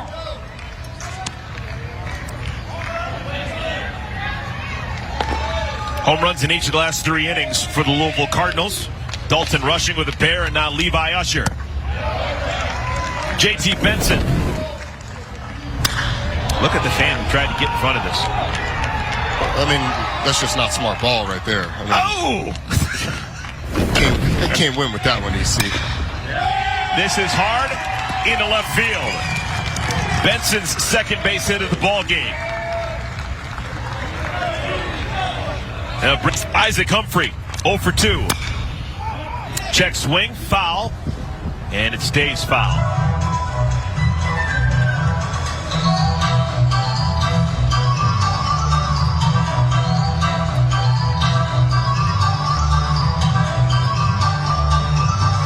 Isaac Humphrey, a guy that should have been named to the all-freshman team in the ACC. You know, you can catch me this time of year, baseball season, football season. I always got gripes with how the voting goes, but Isaac Humphrey, this is a dude that hit 343 this year, and it's not like he did it in 100 at bats. 166 at bats coming into this game, 5 home runs. I mean, he is as good a freshman as there was in this league. Didn't make that all-freshman team, but part of a group of really young second-year players listed as sophomores, but having redshirted last year still qualify. Humphrey, Benson, in particular, have been excellent all season. So, had to get my plug in there for Isaac Humphrey. Okay. Airing of grievances with Roddy Jones. Thank you for coming to my TED Talk. Things have slowed down here for Brady Devereaux in the 6th inning. He's given up the home run to Usher and the single to JT Benson.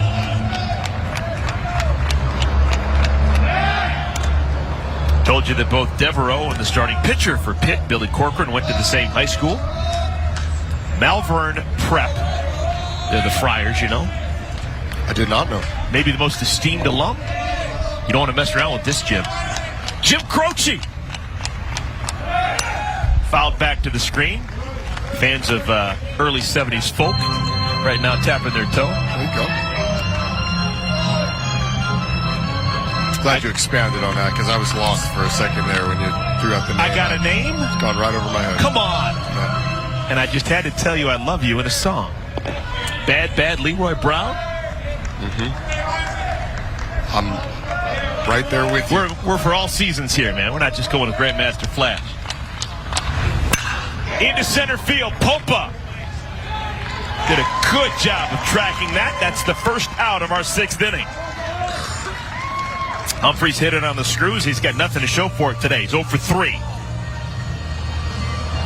All right, so next in line is one of those sophomores that are considered freshmen, Logan Beard. He made the all-freshman team, even though you look at the Louisville roster and it says sophomore next to his name. Beard so far today is 0 for 2. Needs to try someone else. He's flied out to center field twice. That's where fly balls go to die. He'll try the left fielder. Washington got a late break, and he makes the play. A little bit of extra effort as Washington originally started back. Made it look a little bit prettier, though. Well, those balls that are hit right at you, particularly on a day like today, you never want to be fooled going forward and then having to retreat. Took him a second to get a read on that one, but ditched the hat for aerodynamics and ends up making the catch. Worked well for Willie Mays. Yes, it did. Here's Ben Bianco. Bianco 2 for 2. There goes the runner from first. Breaking ball allows Benson to steal easily. He's in scoring position with 2 outs. Benson's first stolen base of the season, but if you're on Louisville's team, you got to be ready to run when your number's called. Good jump. Slides in safely to second base. There's one thing Louisville has made their calling card over the year. It's probably great defense, but the second would be they are going to press you on the base pass. Everybody is going to run at some point. Now a base hit could play to run.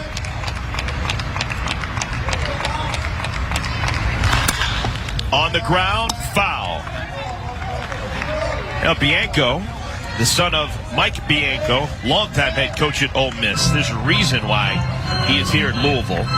Dan McDonald, before coming to Louisville, was an assistant under Mike Bianco at Ole Miss. So obviously close relations.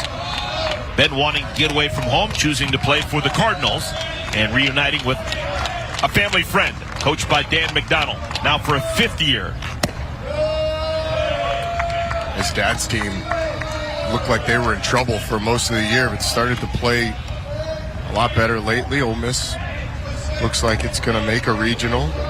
So still the possibility that he could face off against his dad in his last season. Ben Bianco's last season, not Mike's last season.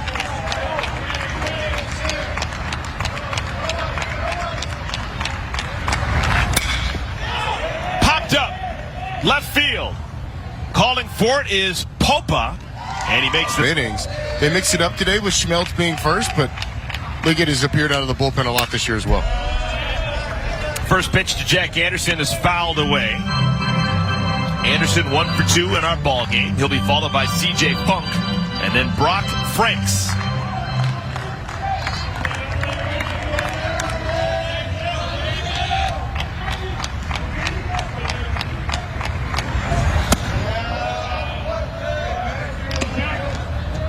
And a ball gets away from someone. I don't know where that ball could possibly have come from. It's picked up in the on-deck circle by Sky Duff. Way out in front. Now, apparently, Mr. Liggett's got a nice changeup.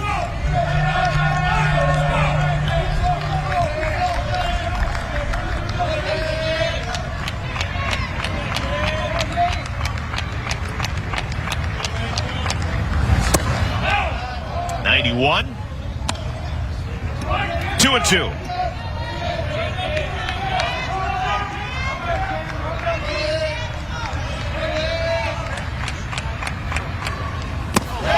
Went too far. Yep, that'll do it. Out number 1 here in the 6th inning.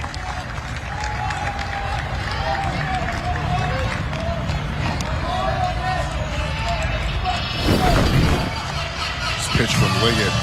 It's a slider, just dies. Ends up in the dirt. Anderson couldn't hold up. He was trying to talk his way out of it. He was. No. I held up. No, you didn't. Here comes CJ Funk. He's happy to see a new pitcher. He faced Garrett Schmeltz and struck out. He faced Ryan Hawks and struck out.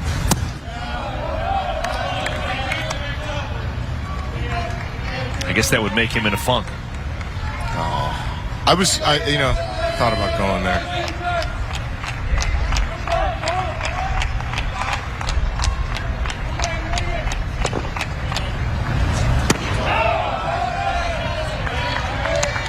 We've seen these pit batters, no matter what, or who the pitcher's been today, we've seen them grind out at bats. And as you get into this Louisville bullpen, they're going to throw a lot of arms at you, have the potential to throw a lot of arms at you. Important, really grind and get your pitch. Louisville leads by a pair. It's been late offense. They scored a run in the 4th, 3 in the 5th, and 1 more in the 6th. 2-2 to Funk.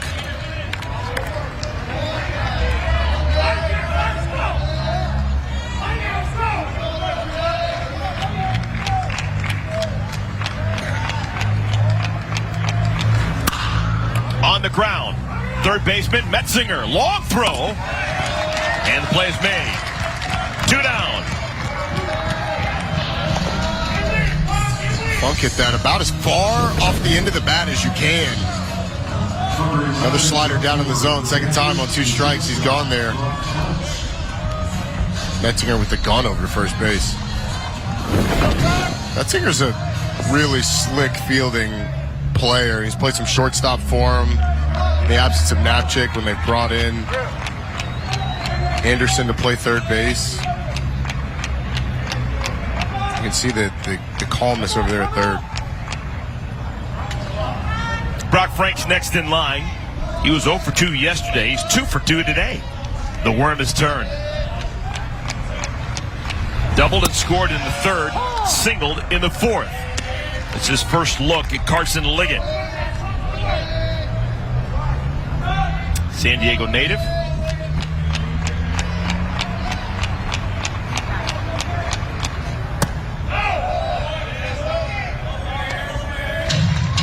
Winner of this game wins Pool B and will advance to the semifinals on Saturday. Pitt dreaming big dreams right now. Came into this tournament limping. They had a home series, final weekend of the year against Georgia Tech, and not only did they lose every game, they couldn't get out of their own way. They lost 8-7, they lost 19-3, and they lost 13-7. So hardly the way you want to build confidence heading into the tournament. Yeah, I mean, this is a Pitt team that lost 8 of their last 9 before yesterday. Home run in a phone booth.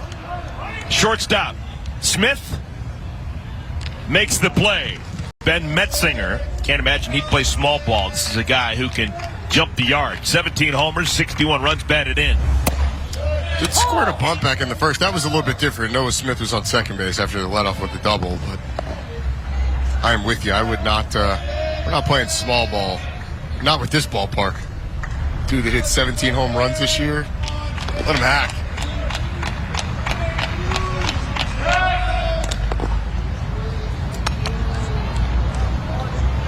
Now, this is going to be an interesting inning because following Ben Metzinger, Dalton Rushing, who has homered in each of his last 2 at-bats.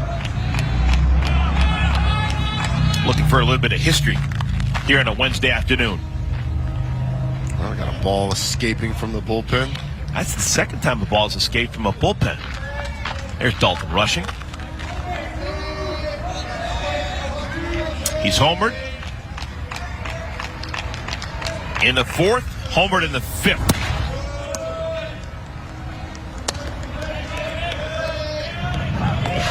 And he's looked good doing it too, man. Those are not cheapies. They were not cheapies, nor were did they look like they were flukes. I mean, it looked like as soon as the ball was thrown, he knew what was going to happen. Breaking ball, called strike, 1-2. C.J. McKinnon. Mentioned that he transferred from Holy Cross. There's a whole bunch of players on Pitt's roster this year that have transferred from Division I programs for an opportunity to play in the ACC.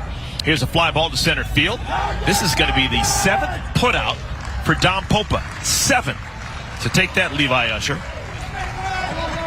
All right, let's talk about Dalton Rushing. He's been fantastic. This one was down about it in the shins, and he hits it a couple of rows to right center field. This one was a little bit further up in the thighs, and let's just say it was a little bit less of a doubt whether that one was going to stay in the ballpark. Hit the cars on the street back behind. Louisville fan who was walking up got themselves a souvenir before they even got in. Blocked nicely by Levens. Yeah, Dalton Rushing, Baseball America, which is basically the Bible of all things college baseball, they have him as the 92nd best draft eligible prospect. And that includes high school players. So Rushing has a chance to play pro ball. His star ascended in a big way last summer. Played in the Cape Cod League is known as, maybe the best college summer league. And in that summer season, he had .314 with 6 homers. Not a lot of power usually associated with numbers at the Cape, but he put up power, and that's what opened up the eyes of the scouts. It's a wood bat league up there in the Cape, so as you said, the power numbers go down. But Dalton Rushing, I kind of mentioned it earlier, was a guy as a second-year freshman that didn't have a ton of at-bats because the 2 positions he played, you had Henry Davis behind the plate and Alex Pinellas at first base. You're not going to supplant 2 top 3 round picks. But they always knew he had the talent to be what he's been this year. Pushes him off the plate. 2 balls and 2 strikes.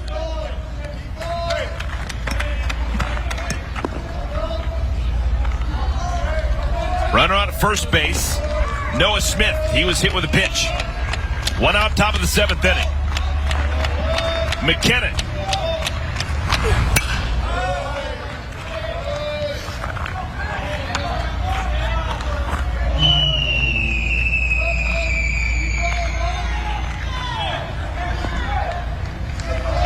Louisville as a team with 3 homers, the 2 by Rushing, 1 by Levi Usher.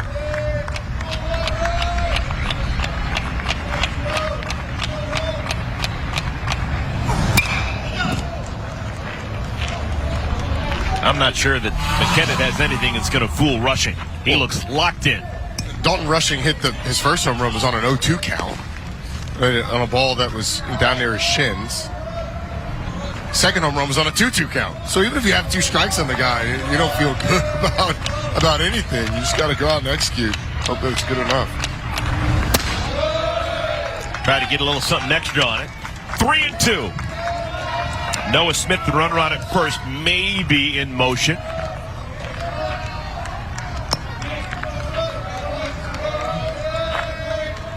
Rushing, not a huge strikeout guy. There goes Smith. Hammered! Is it fair? It is not. Oh my. Home run distance. And then some. But we'll do it again. Had that been fair, it would have been reached the levels of comedy almost. Dalton Rushing with two strikes today has been as dangerous as any hitter in the country.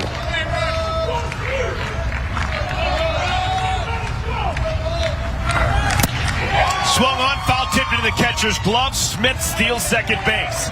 So Rushing. Athlete sprints across the campus, runs onto the field, and takes his at-bat. So there's been some crazy things that have happened to the Louisville baseball program throughout this season. Oh, my goodness.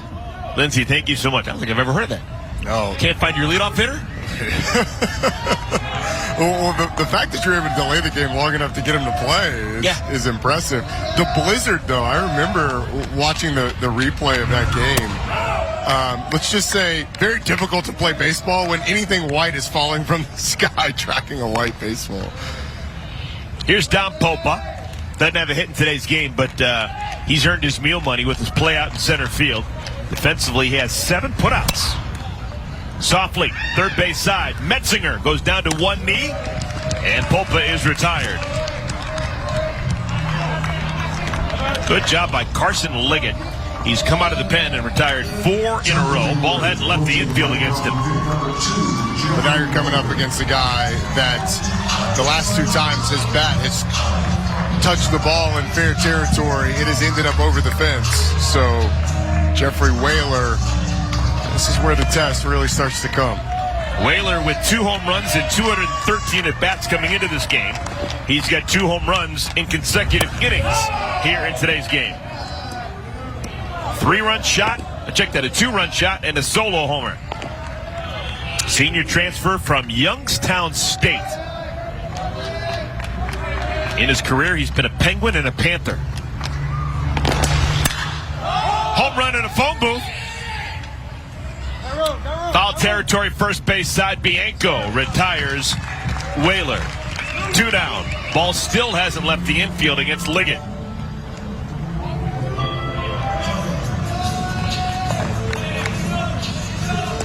Liggett is from Overland Park, Kansas. Suburban Kansas City. Very familiar with Overland Park. Used to work for Sprint, which is where they're headquartered. Is that right? You're a Renaissance man. Yeah, I just need a job in college. It was an internship. A couple semesters. A couple summers, I mean. Here's Tatum Levens.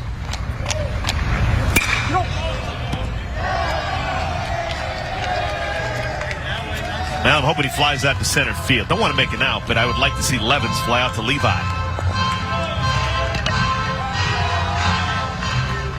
Well, if Pitt's going to get anything going, it's 7th inning.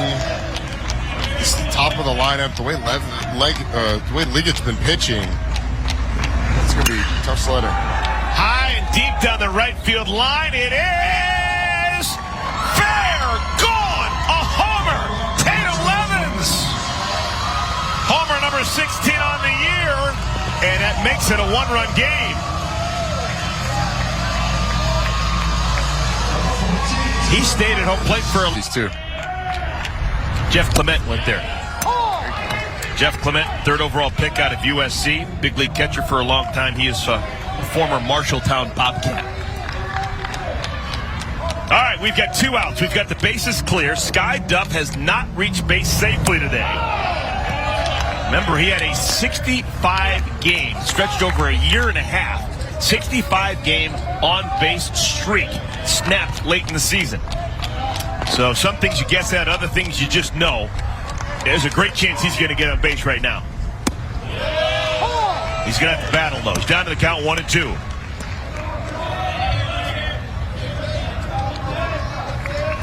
Sky Duff working against Tate Keener, lefty-lefty matchup.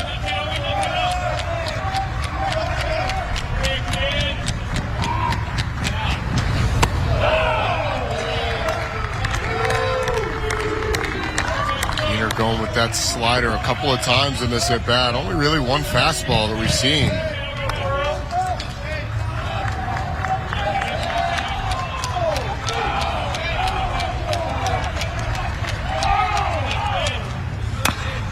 Chopped off of Duff's body.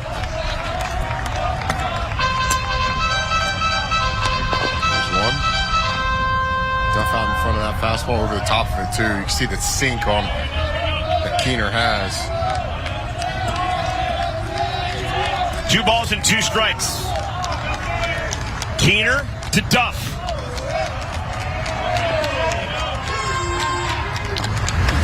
Got him! Tate Keener, welcome to the ball game. Comes out of the Usher. JT Benson, Isaac Humphrey here in the 8th inning. First pitch, ball 1. Usher his last time up, a homer. A line drive smash. It was a clothesline you could have hung 3 months worth of laundry on. His 7th homer of the season.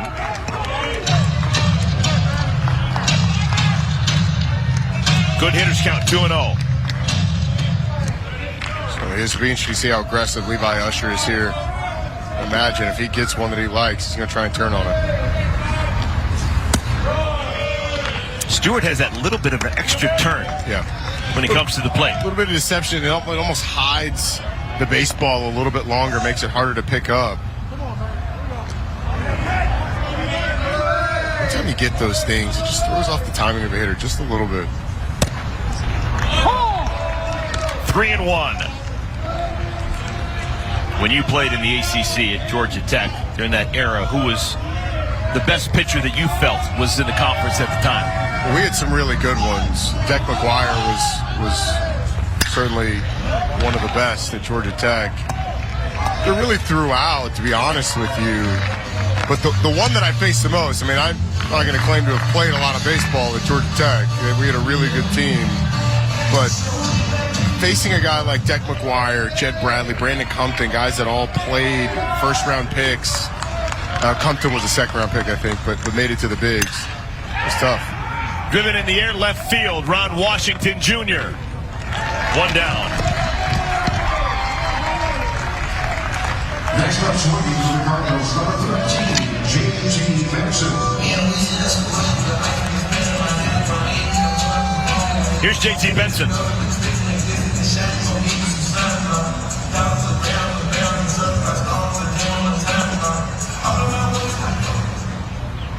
Louisville didn't make the NCAA tournament a year ago, but they produced the #1 overall pick in last June's draft. Henry Davis off to a great start in the Pirates chain. First time that Louisville has ever had the honor of producing the #1 overall pick.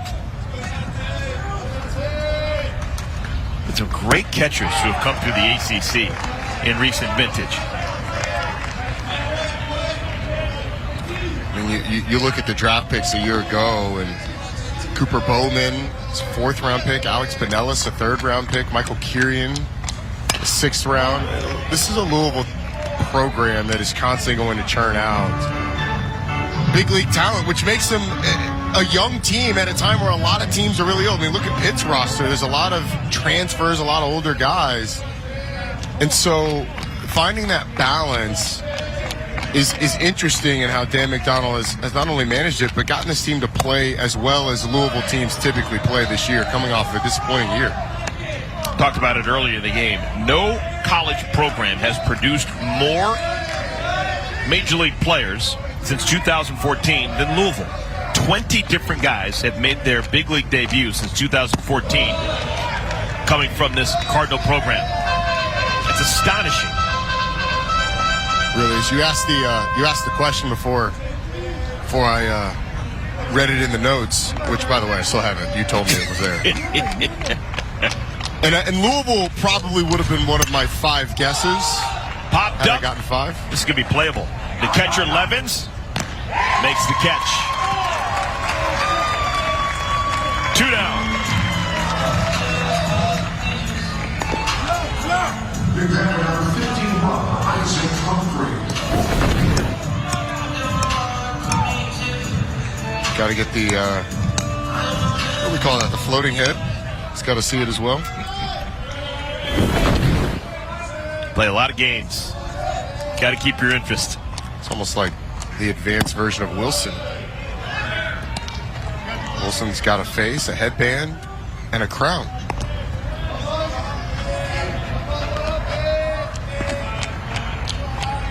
Isaac Humphrey. 2 balls, no strikes. 1-run game. Winner of this game will clinch Pool B and will move to the semifinals on Saturday. Another pop-up, and I think this one's going to be playable. Sky Duff back into fair territory, and the side is retired. So a fly-out and 2 pop-outs induced by Baron Stewart. Good job. The bottom of the 8th is next. 1-run game in Charlotte.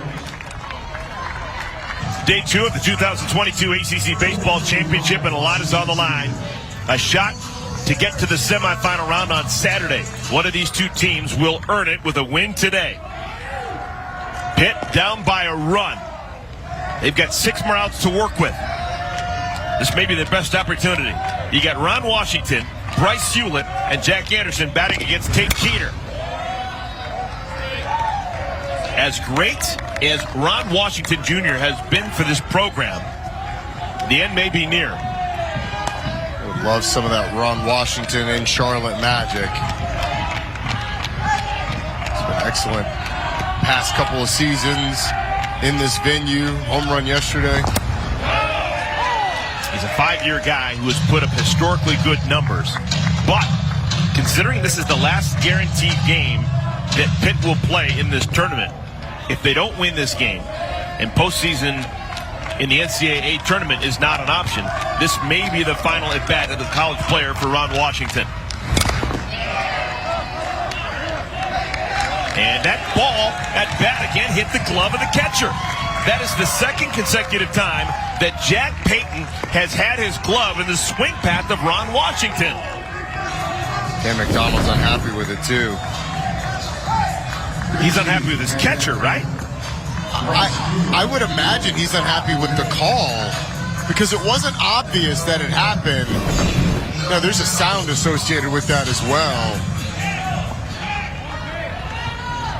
It is frustrating for Louisville that it's happened, and that was a ball down in. Let's listen to the sound.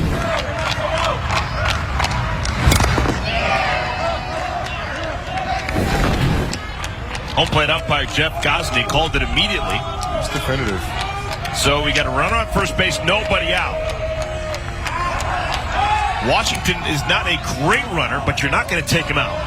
You just need his bat just in case. He means too much to your lineup. So they're not going to put their best foot forward down by a run. They're going to have to earn this run. It'd be hard to manufacture it with the way that Washington runs. Here's Bryce Hewlett.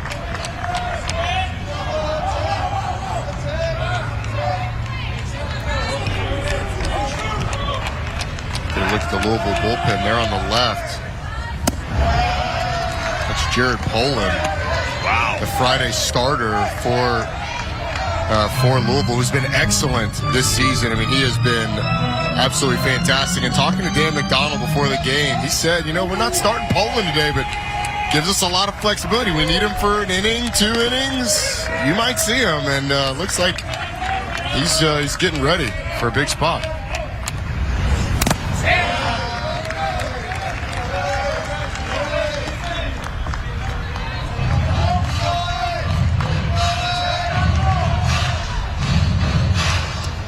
To Hewlett. Hewlett is 3 for 8 in this year's tournament. Had a homer yesterday. Not much of a lead at all for Washington. Woo! Hewlett caught a break. Outside, 1-2.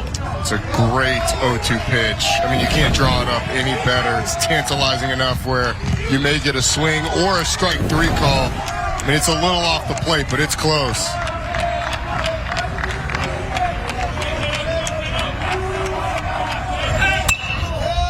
Yeah, Hewlett wasn't going to take it twice. 1-2. It'll take nerves of steel in the 8th inning of an ACC tournament game to take that pitch twice with 2 strikes.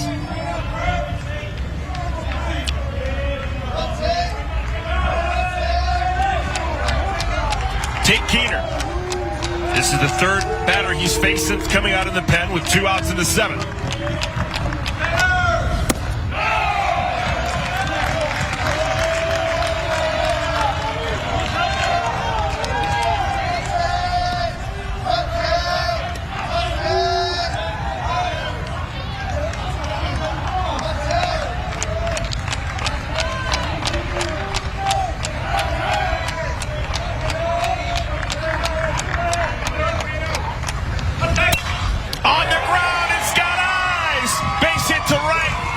Washington stops at second. Double play will get Louisville back into that dugout in a hurry. Remember, a young shortstop. You got Noah Smith, who's been impressive, but he's a young guy, hadn't played a whole bunch. He's at shortstop with Christian Napchik out with the ankle injury.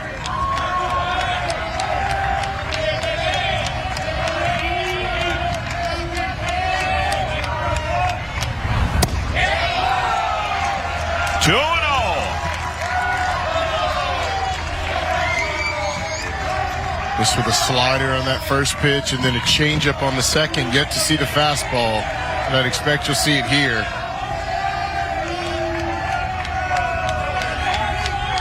Good hitters count.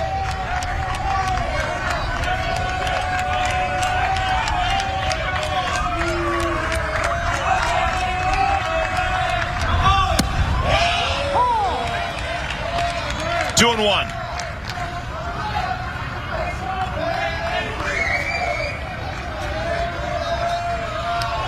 Pitt with a nice win yesterday over Georgia Tech, 12-6 to get in this position. A win today, and they're off to the semifinal round on Saturday. It'll be 2 joyous days here in Charlotte for Pitt as they await semifinal action. Line into left field. Base hit. Washington stops at third. The bases are loaded.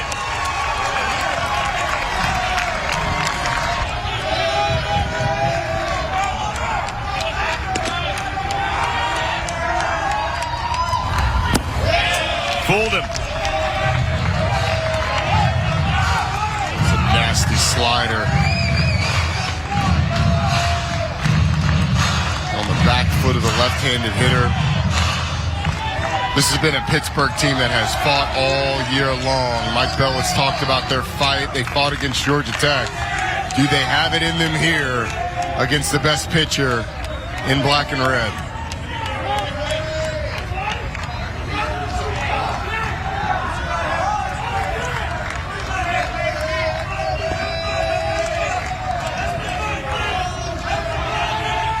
Poland's 0-1.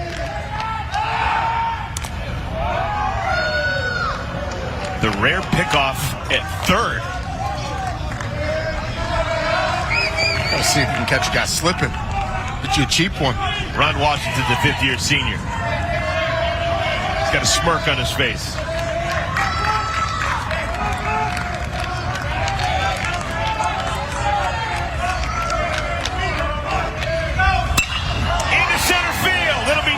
To score a run. Washington chugging it down the line. He'll score standing, and we're tied at 5.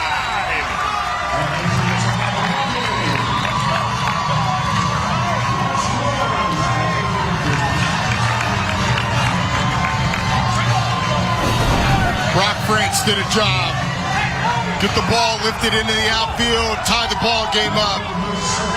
Ron Washington sees it in the glove. Scores easily. This Pitt team has manufactured this run. Catcher's interference, single, pop fly, and that after the missed sac bunt attempt. In the fight in this team, the grit, and the duty against Jared Poland, the last 2 batters. It's impressive. Tied at 5. Next man in line, Dom Popa. Popa takes high, ball 1. Popa has excelled defensively out in center field. Now an opportunity to excel with a bat in his hands.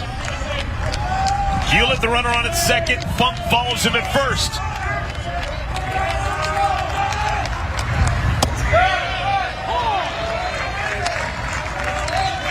Good slider coming in the front door.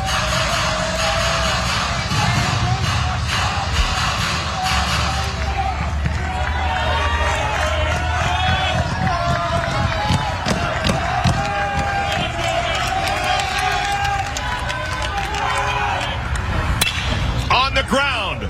Second baseman Beard over to Smith. Pitt. Pitt needs to win to keep their season alive. Got a pinch hitter now, Christian Napchik. We mentioned him a couple of times. Oh, this is big. With the shortstop, Louisville starting shortstop, has been out with an ankle injury. Getting a pinch hit appearance.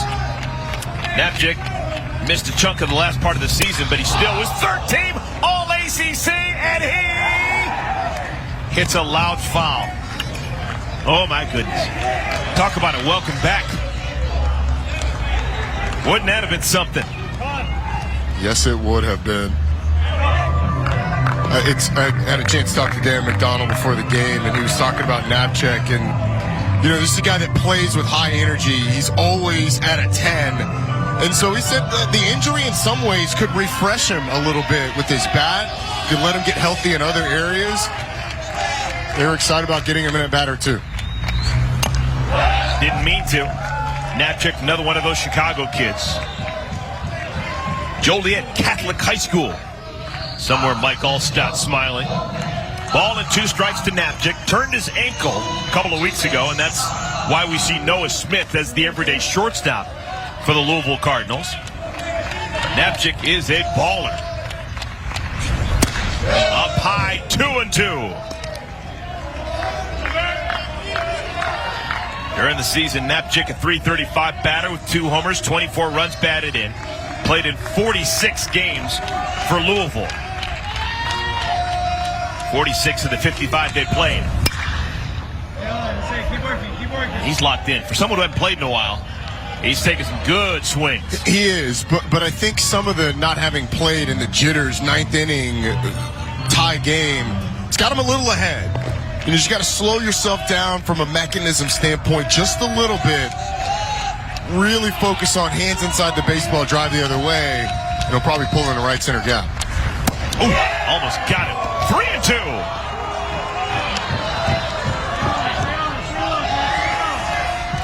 Ninth inning action. Louisville led 5-3, but Pitt has clawed their way back with a single run in the 7th and a single run in the 8th.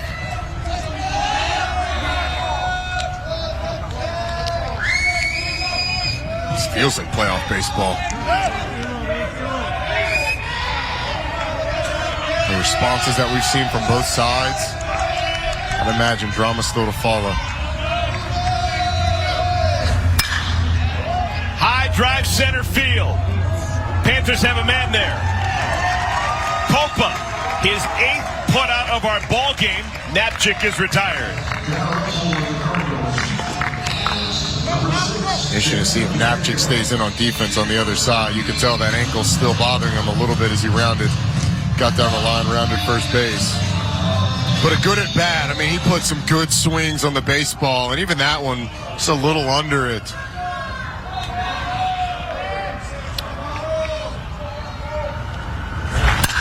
Smoked into the gap, right center field. This one's got a chance to get to the wall. Look at Bianco run. He's thinking 3. And now he drops anchor. Oh, that would have been big if he got over to 3rd second than you would at 1st. Here's Noah Smith, the freshman. Smith getting playing time because of the injury to Christian Napchek. He's been impressive this afternoon. Meatloaf special. 2 for 3 ain't bad. Meatloaf special. I've never heard that one. You're showing your age.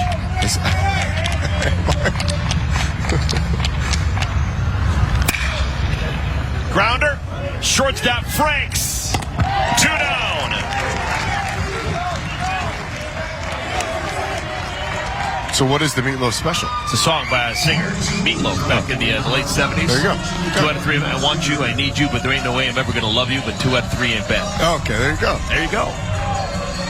Number of things I've learned in this Mystery broadcast. reveal. It's like, I mean, it's a lot. Significant. All right, runner on at 3rd base, 2 outs. Ben Metzinger, the captain, 3rd baseman, trying to untie this game. Swings at the first pitch. 3rd baseman Duff. Side is retired. All right. Baron Stewart, the pitcher. He's walking that tightrope. He teetered a bit, but he never fell. We've made it to the bottom of the 9th inning. The tie the ball game. This is the ace for the Cardinals. Blowing cheddar. 93 miles per hour. Whaler with 2 home runs came into this game with 2 home runs. I'll tell you, if he jumps the yard here, it would maybe be the most improbable thing I've ever seen in my life. No kidding. It would be the most welcome thing that a Pitt fan has seen. Maybe since Kenny Pickett winning the ACC championship. It would be a whale of a story.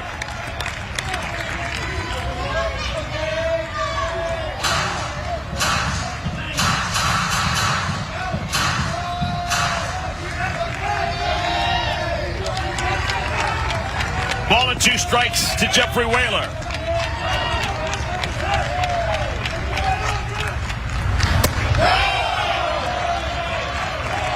.93 at the knees, but a whisker outside the strike zone.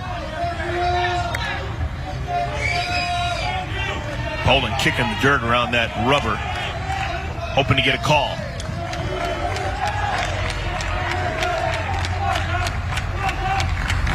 Oh my goodness! Almost got his belt buckled. 3-2.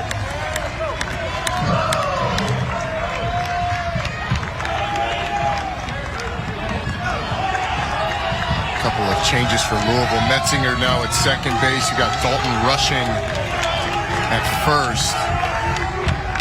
Brandon Anderson's at third. Hot smash gets into center field. What an at bat by Jeffrey Whaler. He didn't want his college experience to end. Did they play some small ball to try and get Whaler into scoring position? Lefty-lefty matchup. Uh-oh. Whaler didn't get a good break and has to go back to first. These are the situations where when you're on base, you're not quite as sharp because you want to be sure. And I think it's smart. Look, you're the game-winning run. If you're not absolutely positive that you can get to second base, and you hold up.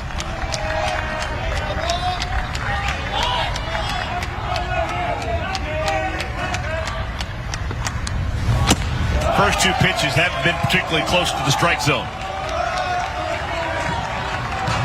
Prusecki does not have great control. Walks a man every 2 innings or so far this season. I'd be stunned if Levin swings before he gets a strike.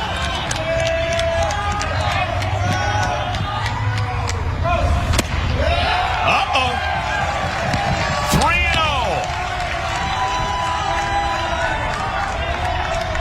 Pitt playing for their season.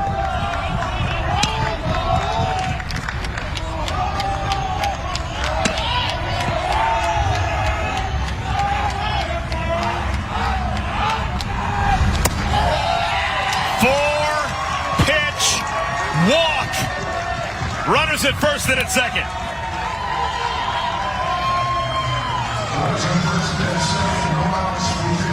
And I know that Sky Duff is your 3-hitter.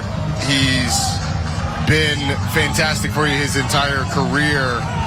He's the glue. But now you're going to ask him to lay down a bunt. You got to get that game-winning run to third base with less than 2 outs. Moves up in the box. Would you ever think about making Prusecki throw a strike before you think about a bunt? If you're going to bunt, you want 2 shots at it. So if he throws a strike on the first pitch, you want to get it down. Now, you're trusting Sky Duff that he's not going to try and bunt at a ball. But you want 2 shots at it. If you wait for a strike, then you've only got 1 on that second strike. Duff doesn't have a sacrifice all season long. Not 1.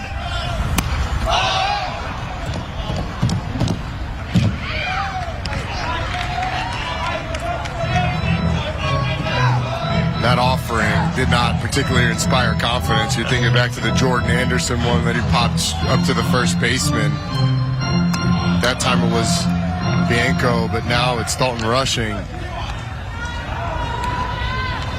You do this every single day in BPs. You lay down a couple of bunts, and most guys don't take it seriously. You hope that because Sky Duff knows that he could be in this moment, he did. Doesn't show bunt, and Prusecki misses high. So Prusecki has thrown 6 pitches. 5 have missed the mark. 1 was bunted on and bunted foul. Sky Duff reaching base safely in 65 consecutive games earlier in this season, dating back to last year. Hasn't reached base safely so far today. He's 0 for 4.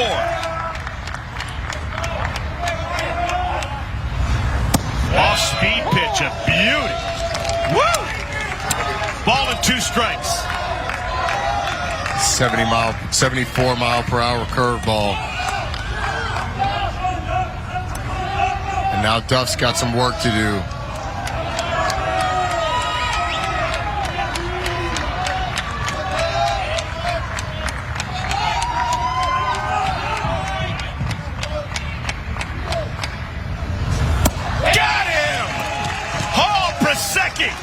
Picks himself up, dusts himself off, and punches out Duff for the first out of the inning.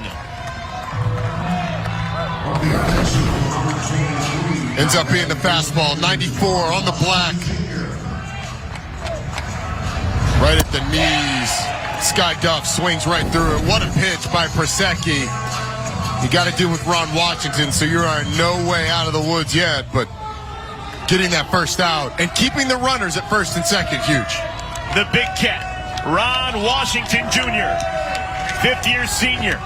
Each of the last 2 times, his bat has hit the catcher's glove. Washington's bat hit Jack Payton's glove in the 5th inning. He got a single. They took the positive result. An inning ago, leading off the inning, Washington's bat was hit by Jack Payton's glove. Catcher's interference, and Washington reached safely. Never seen it happen 3 times in a game. I've never seen it happen twice in a game.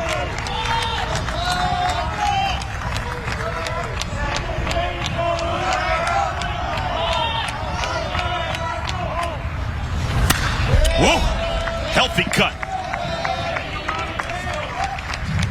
That one snuck up on Washington a little bit. I mean, he got the bat around, but he was a little late to start there. Pitt hoping to walk it off right here. They'd walk it off all the way to Saturday.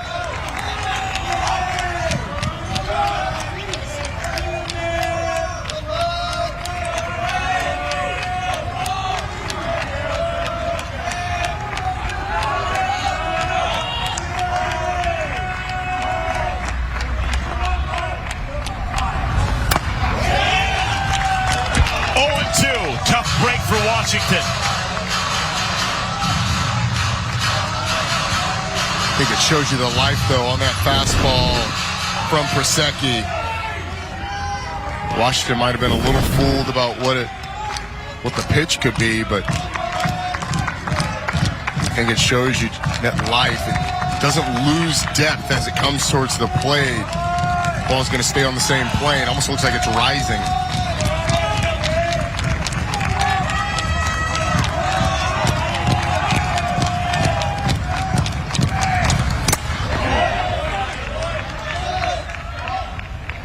We'll do it again.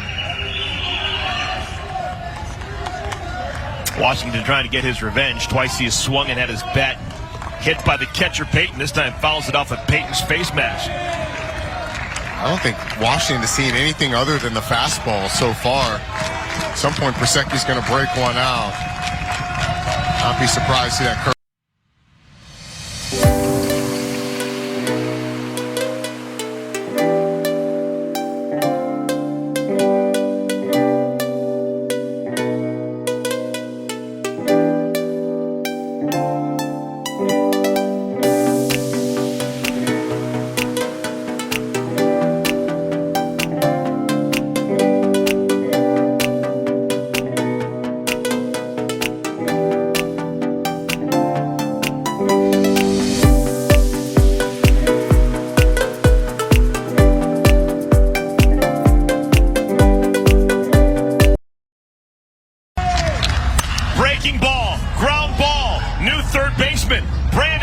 The game-winning run, as you said, and they did advance. Bryce Hewlett, chance to be a hero. All right, no one in the world would ever do it, but the corners are both so far back. You got runners at second and third. You got 2 out. If for some reason Julian felt comfortable, he could bunt run for days. Absolutely. You bunted down the first baseline, there'd be no shot.